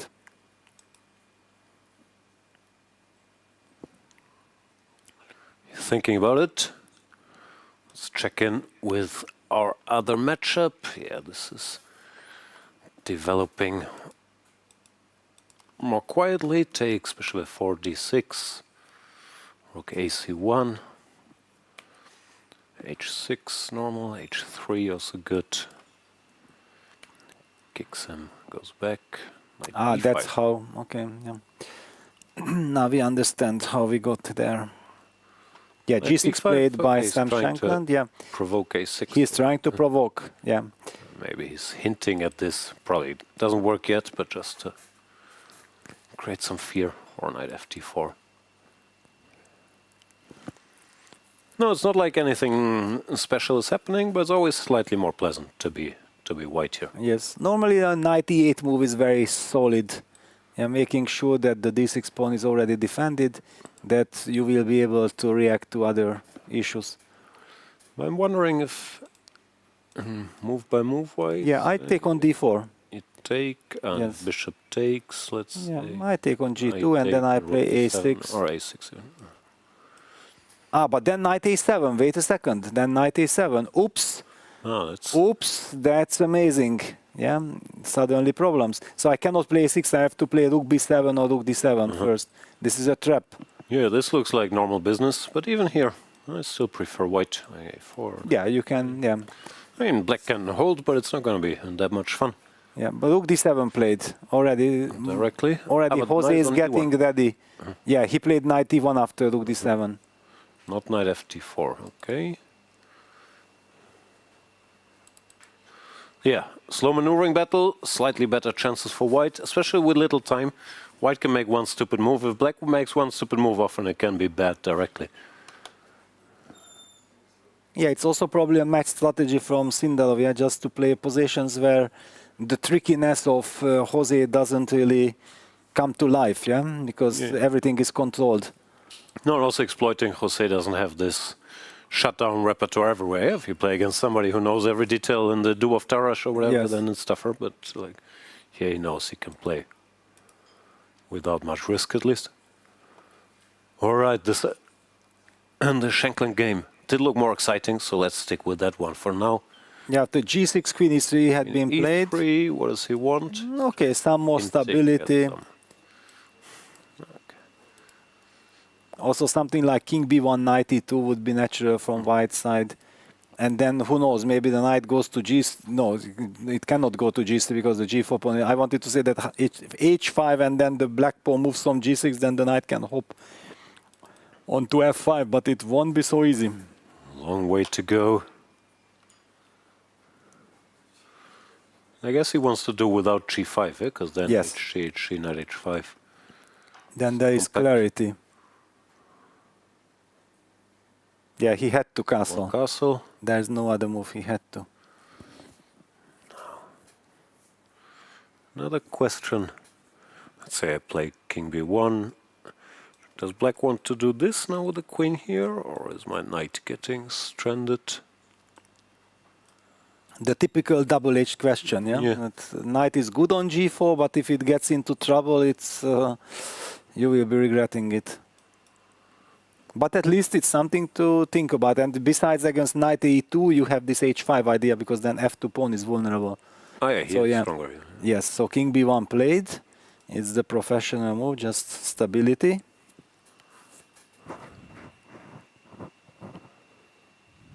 Now should black also then just keep on walking with the king b8, king a8, because I don't feel like on b8 my king is so safe, but king a8 would give me more style not to run into ever something on the e5 square.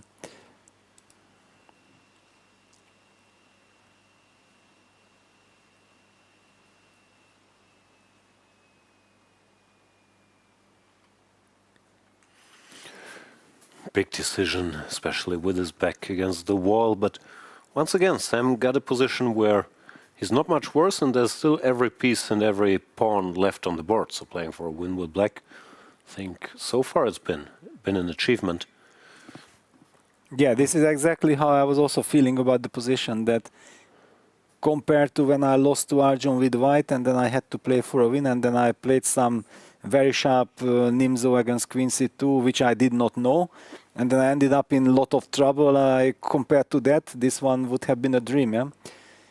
That, okay, you can just make moves and you don't have to think about quickly getting overrolled. And sometimes, of course, it depends on the game, but sometimes an early crisis is also easier for the one with white who needs a draw, because, okay, you either know the line or you have to be focused for 2 minutes, and if it's okay, it's over. Well, here there's tension every move, yeah, like every decision, he's not sure. Yes, exactly. I played a sharp line, I mixed up the move order, and I ended up immediately in the worst possible position, so yeah. Yeah, King B8. Okay, it's a psychological game. White also has to show his cards. Knight E2 is met by H5. That's very important. And otherwise, okay, please make a move. Yeah, it looks like he doesn't want to do this. Yeah, Knight H5, then we fight. Now, there's a permanent weakness. I thought now maybe Knight E2 to cover, but Compi is not very impressed with my ideas, because now he wants to start taking, and all of a sudden he also has some C5 ideas. Yes. So it's very double. Yeah, the bishop can be trapped down D3 all of a sudden. Yeah. Rook E8, C5, no, it's a mess. Now it's for Andrey. Now it's tricky. It's a bit similar. There wasn't a must-win, but their second game where Andrey was white and he had this position where he was solid, but it wasn't so clear how to improve. But okay, there also it was good for black, objectively. Now at least it's good for white, objectively. That's quite a big No, I mean in the classical game, there's the classical, D6, yes, where I mean, of course, yeah. Everything was more or less in the correct place, but then do you take a risk or not? I mean, it's somewhat similar spot, and Sam is very good at getting these positions where he's solid, but there's a lot of play. And Andrey taking time. No, I think this is the best situation Sam could have hoped for. For sure. But also, D takes E, D takes E. I mean, probably it's not worse for white yet, but it's normally not what you want. It's not like it's symmetrical. Like and he goes for G5. Play. Yeah. But okay, AG, Knight H5, Knight E2. So we might be seeing this line with ED4 that you mentioned, that knight, after Knight E2 there is this dynamic with ED. Yeah. You don't even have to do it directly. Rook H8 is also super logical, getting out of this diagonal, and then all this stuff becomes even more promising. It was hard to see what to do without G5. Yes.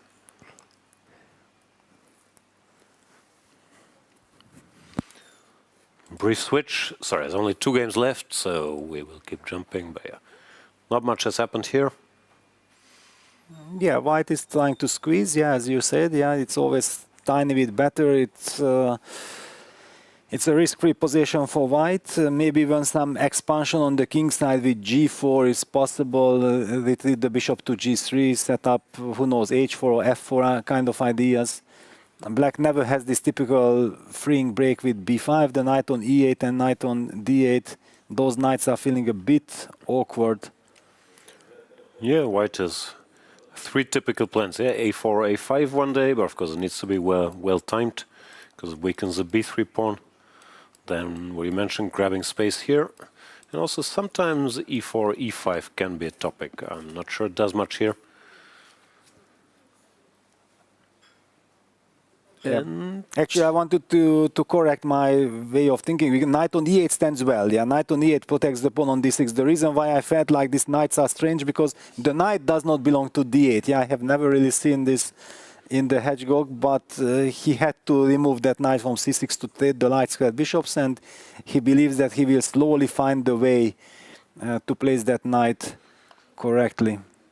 Knight B4. C8, but now Knight B4 happened. Knight B4 is targeting the A6 pawn. Okay, Rook A7 would be Rook A7 or Rook A8. Rook A8. Which move is more natural? Petite combinaison. Oof! If you can do Knight C6, that's brilliant. And the knight is trapped. Wow, I just assumed that Sindarov knows what he's doing. No, but then knight c6 is a huge moment. Yep. If we can trade one pair of knights, that would be a huge step forward for holding the position. Played, yep. Good move, and he's looking at Sindarov. This was missed, so now... And he, okay, you have to he take, trades. but without this Okay. d8 idiot, it's less. I'd still take white, but it's a little... Yeah, he blitzed out e4. Uh-huh. Next plan. Now you could even exchange bishops. I'm not sure you want to.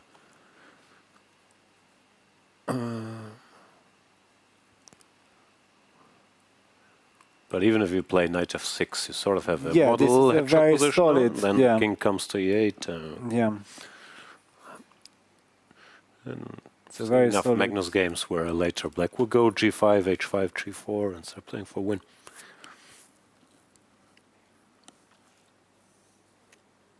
Yeah, so this is quiet. There are developments in the Esipenko-Shankland game. Oh, something happened c5 then. played. That is strange. It looks surprising.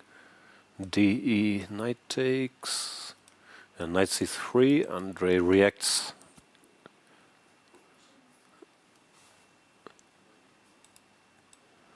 Yeah, goes for the d5 weakness, and after rook h8, bishop e2, the bishop retreats, and this is a dream come true.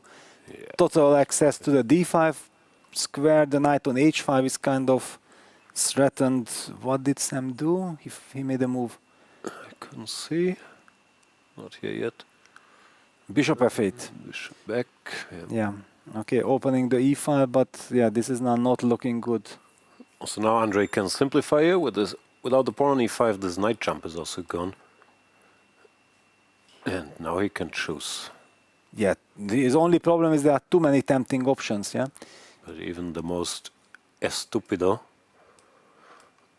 The primitive stuff, yeah? Okay, looks very nice for white now. Looks very nice, yeah. G6. I was even thinking about that. Can white somehow include a4, yeah, just to provoke b4 and then to hop into d5 to be absolutely ambitious. But okay, if we don't need to be ambitious, then why to bother, yeah? Draw is enough for Esipenko.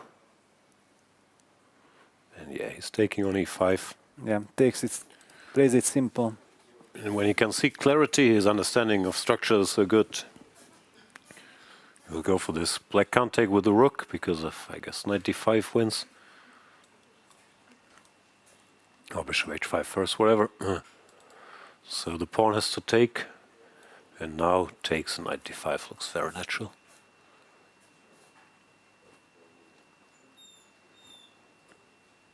Yeah, and black is just left with horse in the position, yeah? Yeah. Because even g6 will be there as a threat. FG, rook g6, busting things Oh, open. but he does something else. He takes on d8. Is that surprising? Or what does he have in mind? Okay, he can still do the same thing. Maybe he just wanted to get rid of even more material. But yeah, this is the slightly move. surprising. This Yeah. other looked so natural. Yeah, he made this move because, yeah, now he takes on h5 because he needs a draw, but otherwise he would definitely have played differently.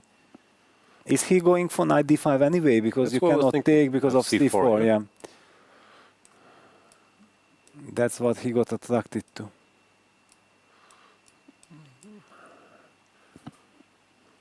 No, he's still very fine. He goes knight d5, but he's playing for a draw now. He had the approach, Yes. okay, I'll play normal, but now he's switched, now that he's close.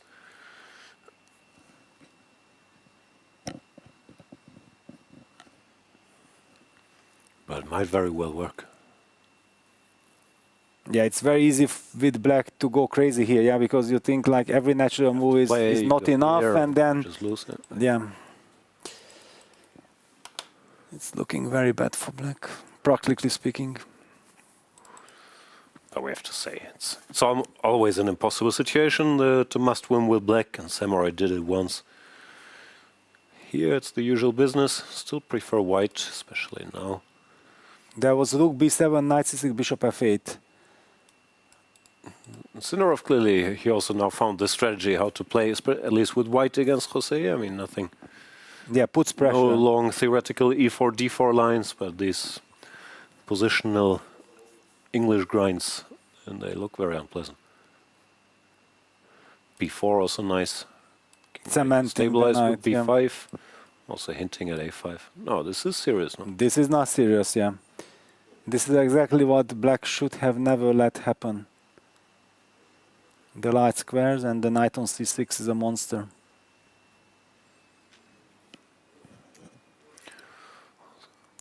Yes, Sindarov showing his versatility. 19 years old, very complete player. What do you do? King F3, F3, King F3 played. King F3. 97. Ugh, this is so pleasant.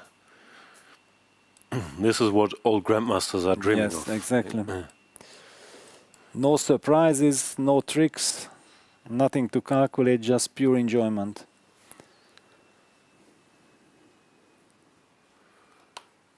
Let's check back in with Esipenko, and rook takes e5 was played, and he played queen f3, not c4.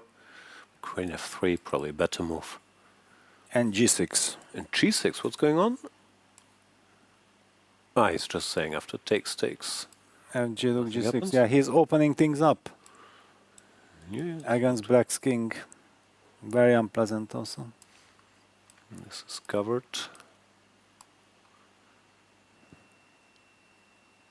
White has a very safe king and black has a lot of problems.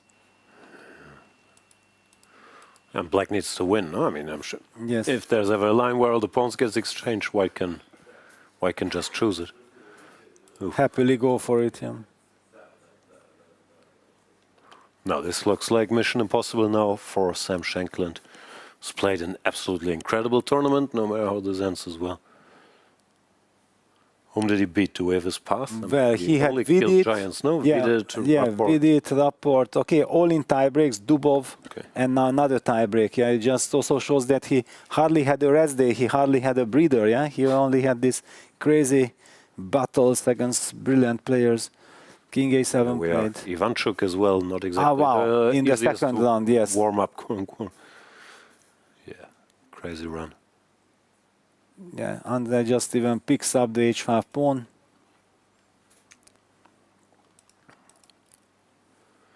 Total control. So difficult, there's not even a hint of counterplay. Andrey will play A3 next, just to be sure nothing ever happens. And then he can enjoy targeting all these pawns and the king. No, this feels over. I mean, from a must-win with black perspective. Absolutely.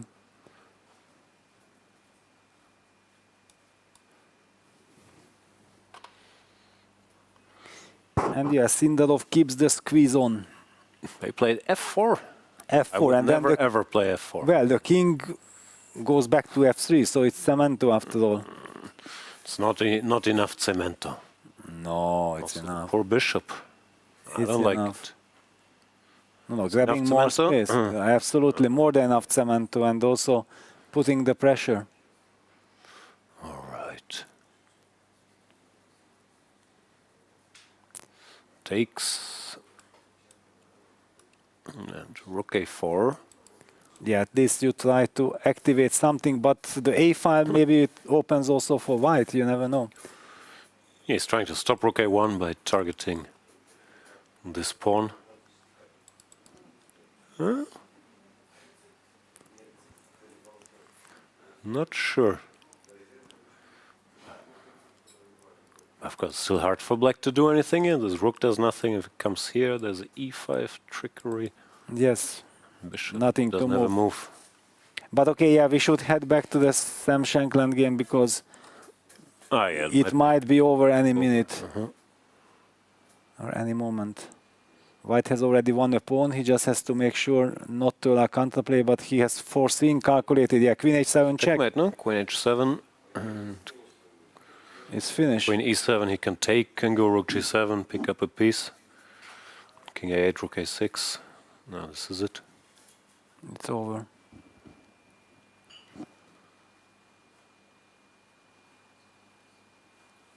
And after bishop E7, how do you finish it off?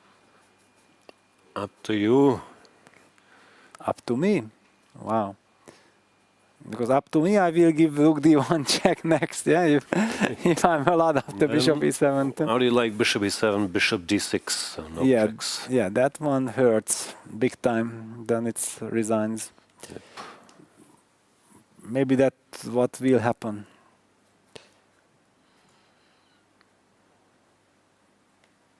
And Andrey knows. And here's Andrey's road. Yeah, he won 2-0 against Abbasov. That was also a very tough challenge. And after that, he won all the matches in the tiebreaks. Yeah, he just enjoys these tiebreaks. Yeah, he's just believing in his power that I'm controlling my nerves. I'm a super solid, great player. And why not? Yeah. Sam plays queen e7, but now you 27, take but rook g7, and it's over.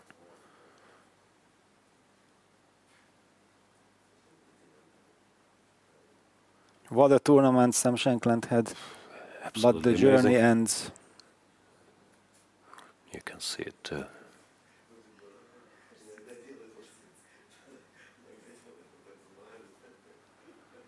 G7, the pin, and last check.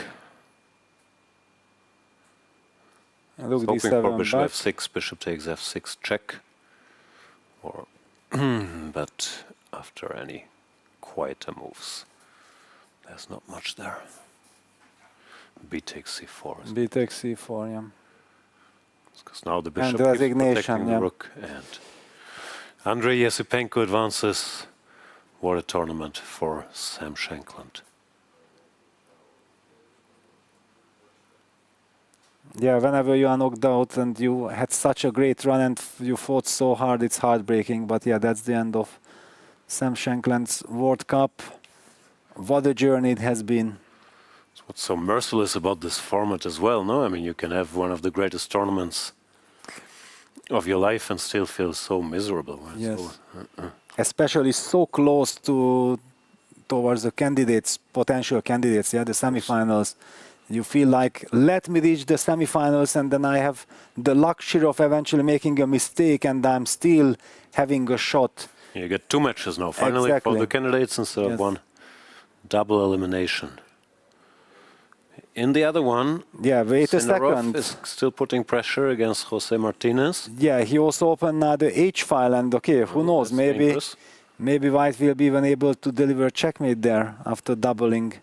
The black bishop will have to go to g7 with g6, bishop g7 against g5, but will you be able, yeah, g5 played. Nice. Just putting the squeeze on. And Sindarov controls the clock, very importantly. So now it's both the H and the A file. Look at this line, g6. Rook a1 takes. Oof, rook a8. you This is combine. also, because there's this check. Total Paketovic. Yeah, I'm not sure you want to give a pawn in the situation, but this is very scary. So. Just to highlight, yeah. g6 played and now it's up to Sindarov. He will play rook d2 or rook c2, yeah. He goes rook d2. Yeah, normal. Telling black, please make a move. Somehow I felt like rook c2 is more natural, yeah, just to put everything on the light squares, since your opponent has a dark square He bishop. wants to switch and then keep the rook on the c file. Ah, but yeah, you can do the same rook c2. Yeah. C2 rook Okay, it was just a matter of which move he picks up. Doesn't change anything. Also, yeah, Jose can make a move. Here's a time for Desperado, f5, hope. Yeah, but so difficult, yeah, that you have no good move. Rook a3, trying to pin that bishop. It's not an eternal pin.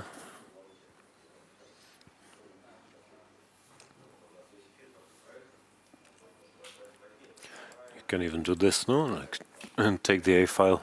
You can. Rook can't get there. And then you go rook a6 or rook a8, and Paketovic remains in place. Yeah, that's what he does. Very systematic play. Yeah, rook cc2. And if I go rook c8, then you will play e5 or you just stick to your... Well, but you can also play e5. It was good, yeah. I don't see any tricks or whatever. Yeah, he goes back rook a4. Yeah, at least attacking c4. Logical. And there is this rook a2 business, yeah? Yeah, but do you give the pawn? Yeah. Can't imagine giving a Of course, pawn here. no. I mean, the position is so nice. Okay, gotta find a way to make progress.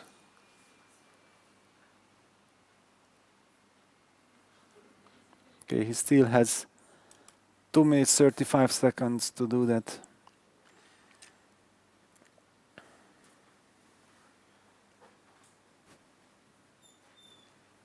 He's taking a moment. And this, all of a sudden, should Sindarov win this, the round will be over, no? Then it will be over, yeah. No, this Shankland and tiebreaks. These tiebreaks are very tricky. Yeah, they can go on forever, but all of a sudden it can just end. King e2 back. Yeah, he wants to put the king on d3, then play rook a2. Okay, this won't happen so easily. There will always be some rook a3 check, Yes. rook a4 business. After king this, you always... But what is black's move? Is this a zugzwang position? That's a big question. Is that his point? It's a little bit like a zugzwang.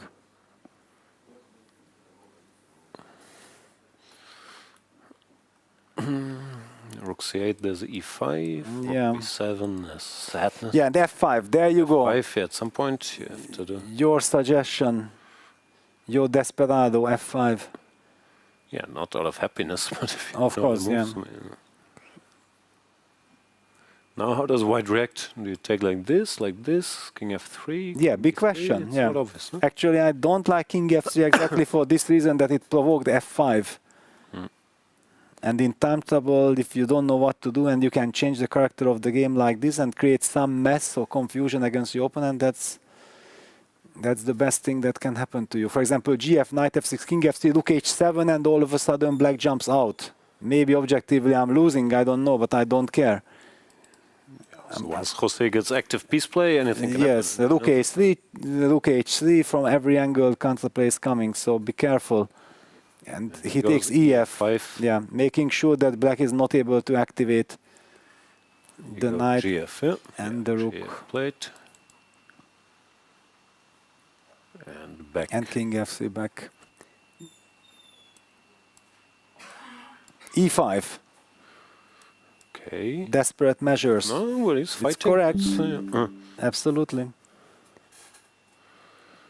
Rook Rook d5. Sindarov's hand is, of course, very good, even here with little time.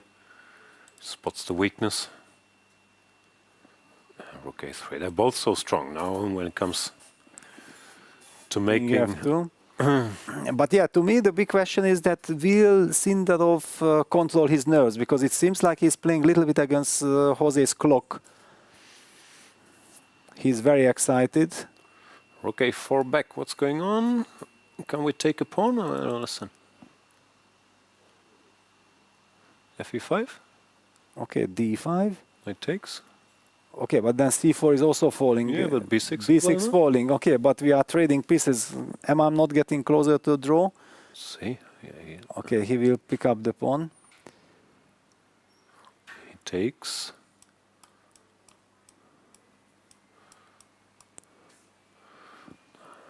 Now this is serious. F5 is weak.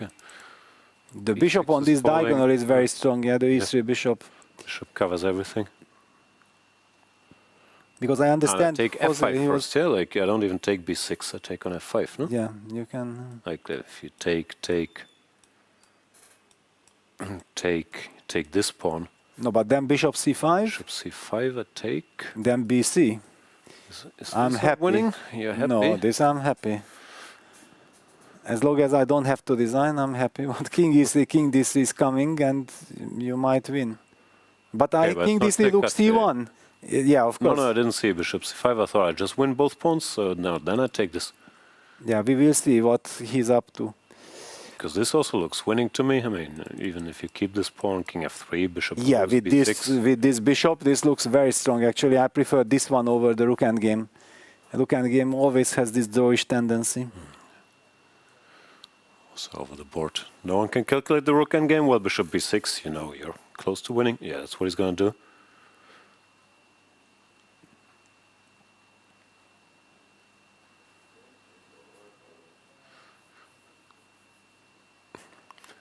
Even if he can't control his nerves, he might just win. No, no, this is exactly quite straightforward. E5, okay, Jose was fighting, he saw C4 was under attack, he has to do something, it's a sad position, but... Yeah, he will push F4, yeah, he pushed F4, but... Rook D5... Rook D5... Okay, why not? Yeah, setting up King F3, Bishop D4, yeah, he wants to get that Bishop to D4. Yeah, the B pawn is just too strong, he's also stopping Bishop D6, just in case. No, I think this is... Okay. I've jinxed enough games, but this looks very bad. Yeah, only he should not start with Bishop D4 because then Rook D4, Bishop C5 is that's there. the way to... Yes. You still draw at least. Yeah, it is. But Bishop E7, yeah, King F3, King F7. Yeah, you have to try to activate the king.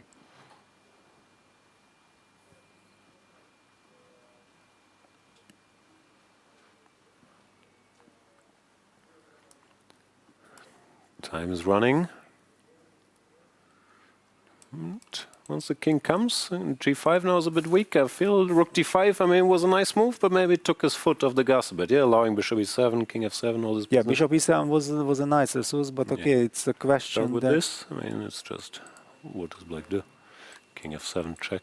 He was afraid of Rook C3 check, yeah, that he can't pick up the F4 pawn. And then the pawn. That was, yeah, that was his problem.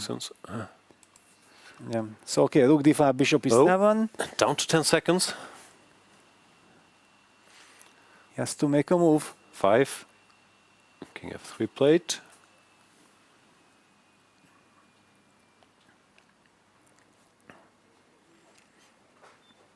But now Jose is very much fighting back. Yeah, now there is also practical chance, yeah, with so little time for your opponent. Before, he was the one who was way below. Yeah, he goes back to E5, he realizes, but that cost him 2 big tempi. Yeah? Yeah, and also one minute at least on the clock. Yeah, he could have had that with the king on G8 and bishop on F8 when, okay, the F pawn lives for a move, but it's just winning. Now, even Bishop D6. Bishop D6 is a move, yeah. Rook E4, or what does he want? Bishop D6 is a serious move, but Rook C3 check. King G4, E4 King E4.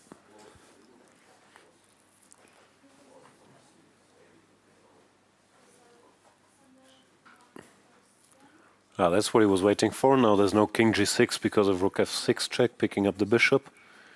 King E6, Rook F6 also progress. Now Bishop comes back with tempo. Wanted Bishop D4, but this is looking winning for white. So now the G pawn is also running very fast here all of a sudden. No, I think Jose missed his Rook F5 check and that he couldn't bring the king. Now he plays Rook G3. B6.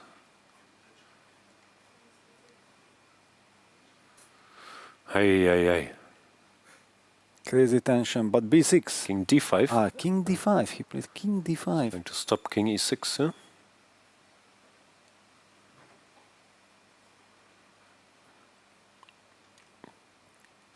Okay, That's now the comes B6. B6. Black doesn't have any counterplay with his F pawn, no? White covers F2 twice. Twice, yeah. Is this it? No moves. Rook G4. G4. But yeah, this is very shaky. No, Yeah, just B7. And check and Rook takes F3, but he doesn't even need it. 3 seconds left for Jose Martinez. No moves. Makes a move with 1 second on the clock, but Bishop H2. Hey. Now Bishop E5 wins on the spot. Bishop E5 just clearing the way. Wins. Takes Rook B4. How do you win? Well, because it's a check. No, it's a check. If you take, it's a you take with the Rook. I'm sorry. Yes. So it resigns. And there's no time either. He has to play Rook B4 and then okay. B4 giving the bishop, but the G pawn remains. Well, now you can even choose, yeah, B8 queen, or you take the bishop. Yeah, he puts the... And Martinez resigns. That means Sindarov advances to the semi-finals. And we have our 4 semi-finalists, Peter. Before we get to them, congrats to Jose Martinez. What an amazing run it's been. And he, as he mentioned himself, he only started recently to focus on classical chess. Of course, he's been a strong grandmaster, but what he's done here has been super impressive, eliminating Nordebek up to Satorov early on in the tournament, showing amazing toughness, amazing ideas. So kudos to him, and amazing for Mexico, Peru, Latin America to have so many strong players there now. Absolutely. And also very big congratulations to Sindarov, because I don't really recall anyone who bounced back and then went on to win the tiebreak. Yeah, this was a crazy kind of, because Jose was the one who first won the game, and then he came back and then managed to qualify. What a composure also from Sindarov, incredible. And now we will have this Uzbek semi-final between Nordebek Yakuboev and Javokhir-Sindarov. Probably we will be soon seeing the bracket.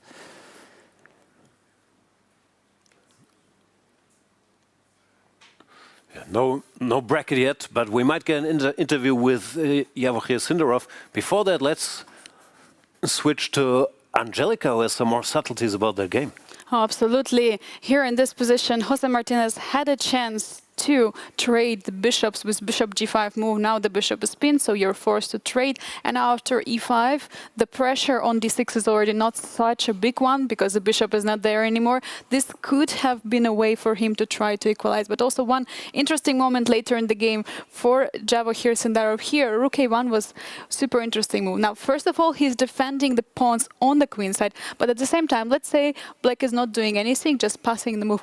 There is a stunning a5 move. Now, of course, take is not possible. Pawn takes on b6 and everything is happening here. But of course, how the game continued, he won the game, but with some roller coaster. And you know, Peter, you were saying we will have semi-finalists, both Uzbek players, but it means that we will have Uzbek player in the final. What do you think about that? And also in the candidates, that's already guaranteed. Absolutely.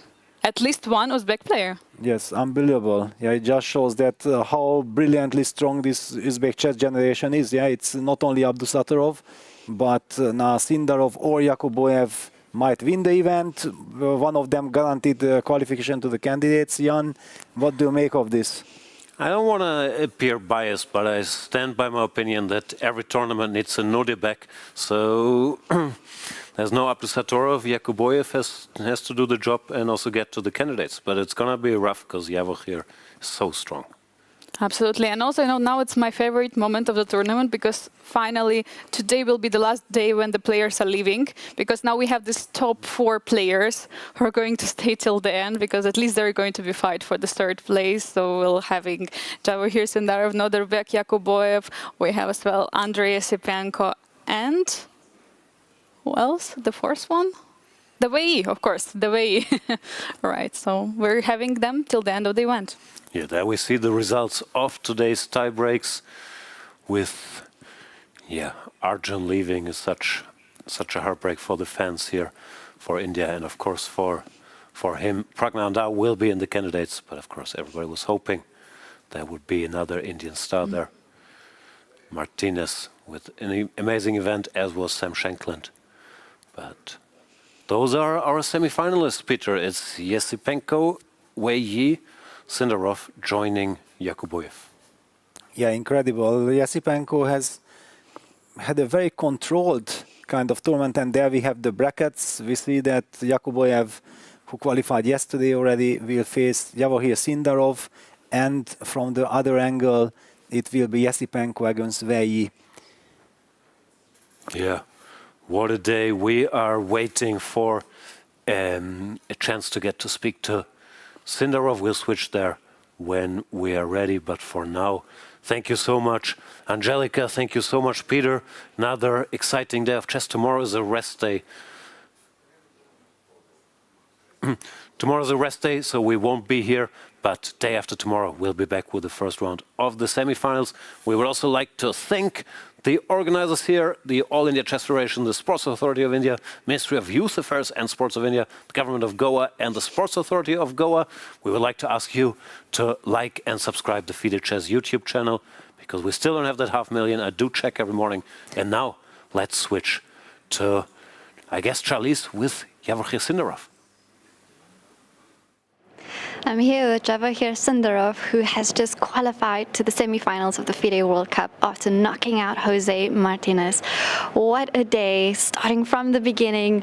Your opponent played B3. You seemed to think for like a minute. It's a little bit surprised. Let's start there. Tell me. Yeah, I think first game was very bad for me because after the opening I get like I didn't like my position and yeah, but at some moment I started feeling like okay, everything was okay because I was pawn up and my rooks was very good, 2 bishops, but I missed knight c6, knight e6, and my rook f2, rook f3 was not work, so that's why I was like very sad in the game and lose this game. After lose, I was thinking like, come on, you need to play very good second game, and I think second game I played really very well for Rapid, yeah, because at some moment after he blundered queen c1 move, I think, and I get a good advantage, and he want to try some tricky moves. g5, I was like first scared from this move, but then okay, I was thinking and find I think it's the best moves, and yeah, this second match was also 10+10 is very hard. Okay, I think first game we playing very solid, but second game, I mean, like his position was completely draw after the opening, and I understand. But for me, it was a big thing to play some equalize end games and try to do something in the end game. So I just tried to do something, and yeah, I get a very big advantage. But at some moment, I think also draw position, but in a low time, everything can be possible, yeah. Yeah. You told me in a previous interview that you don't think Blitz is the best format for you. You prefer the rapid and longer games. Were you kind of worried about getting to the faster time controls, that this would suit Jose a bit more? No, if really, first time I need to win my second game, yeah, I was like completely sad for first low, but after second win, I started feeling a little bit better because in that moment I was thinking like he never do any mistakes, yeah, but after second game I was feeling like okay, he can also do mistakes, he is also human, and yeah, and I think I played very well my second match, and yeah, I was very happy to qualify, and yeah, one of those big guys will be for sure playing the candidates. I think this is also very good, and yeah, hopefully both us. Yeah, I mean, you're playing Erigaisi-Wei next, which is, you know, sad that the two of you have come so far and now you're facing off against each other. How does that make you feel? No, I mean, after 20 years, one of those big guys will be in the final, because last time Kasimdzhanov win 2004, and yeah, I think it's a very big day for our country, and yeah, hopefully both of us will qualify, but I just want to play good chess against my friend, and yeah, let's see what will happen. Well, good luck for that. Tomorrow is a rest day, so you get some time to prepare. No, I think I want to just get rest because I was too tired from this match today. Well, thank you so much. We will see you back at the semi-finals. Thank you. So tomorrow is a free day. There won't be any chess to watch, but the players will get some well-deserved rest or preparation. It's such a tough time in the tournament, so who knows. But we will be back in 2 days on the 21st, so we'll see you then. Stay tuned.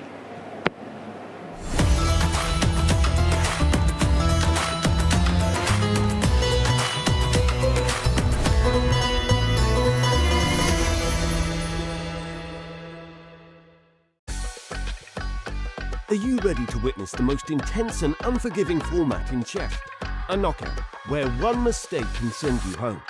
This is the 2025 FIDE World Cup. From October 30th to November the 27th, the chess world gathers in Goa, India for 1 month of chess. 206 players, 8 single elimination rounds. With a $2 million prize fund, every round is a test of nerve. 2-game classical matches, rapid and blitz tiebreaks, and even Armageddon if needed. For the top 3 finishers, the prize is even greater: a ticket to the 2026 Candidates Tournament. This is the chance to earn the right to fight for the World Championship. The FIDE World Cup 2025. Only the strongest will survive. I'm here with Grandmaster Wei Yi, who has just knocked out Arjun Erigaisi in the quarterfinals of the FIDE World Cup. A big dramatic tiebreak, heartbreaking for Arjun, but a wonderful result for you. How does it feel?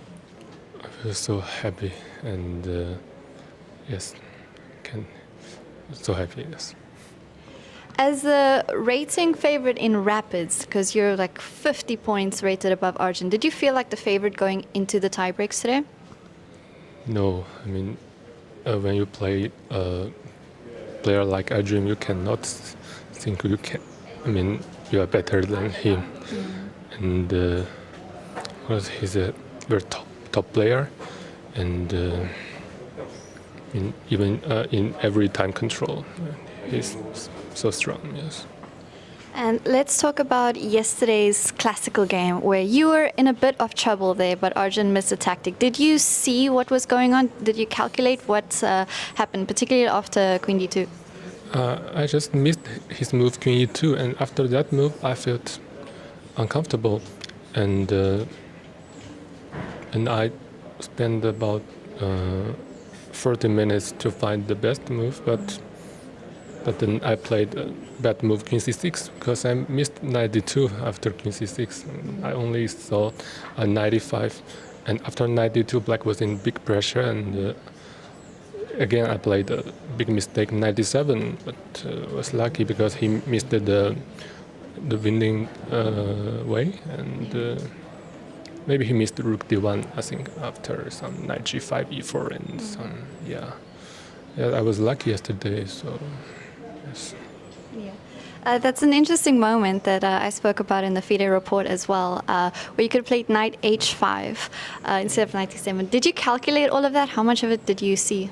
No, because I missed knight D2, then have no time to continue to calculate, and that's why I played knight D7. If I have more time, maybe I will find knight H5. Yes. And during your post-game analysis, what were your thoughts when you saw all of this? Amazing, because H5 was not an ideal square for the knight, but maybe it's the only move to play in this position to hold. Yes. So Arjun missing a chance like that yesterday, do you think that affected him mentally today? And you as well, you came back with more of like a fight today, it seemed, in both games. Yes, maybe, because after yesterday I thought, okay, I mean, if I lost, then I have no chance, so that today it's my no chance, so I will try my best. And also maybe he felt upset after yesterday, maybe, yes. And about the first game today in the Rapid, I mean, you had many chances as well. I'm not sure if you've looked at the game yet. Did you feel like you were winning? Because this is amazing, aggressive position with you having the attack. Yes, after bishop d4, I thought that white is just winning, but then I think maybe I should not exchange queens, or maybe in the endgame I still have many chances, but finally I missed all of the chances. And I was upset after the first game, but then I tried to adjust my mentality in the second game, and luckily it works. Yeah. Our commentator in the studio, Jan Gustafsson, he noted the game, that this was your style, that this is a kind of game that Arjun shouldn't have gone into. You referencing your game 10 years ago against Bruzon, your amazing technical, tactical one. Do you feel like you thrive in these positions? Should Arjun have played something a little bit more solid? In the second game, he played, he played solidly, and we arrived in endgame, and I think he tried to win at first, but then maybe he just pushed too much, and then I find some chances to fight. Yes. Well, thank you, Wei Yi. We are so close to the finals. You're going through to the semifinals. How are you going to prepare differently for this next important stage, especially to get into the candidates? I think I need to prepare as usual, because you need to go step by step, and every opponent is very strong. Otherwise, they cannot reach the semifinal. Yes, so it's like usual. Yes. Well, thank you so much. Enjoy the rest day tomorrow as well. At this stage, the players really need that one day of rest and prep. And we will see you in the semifinals.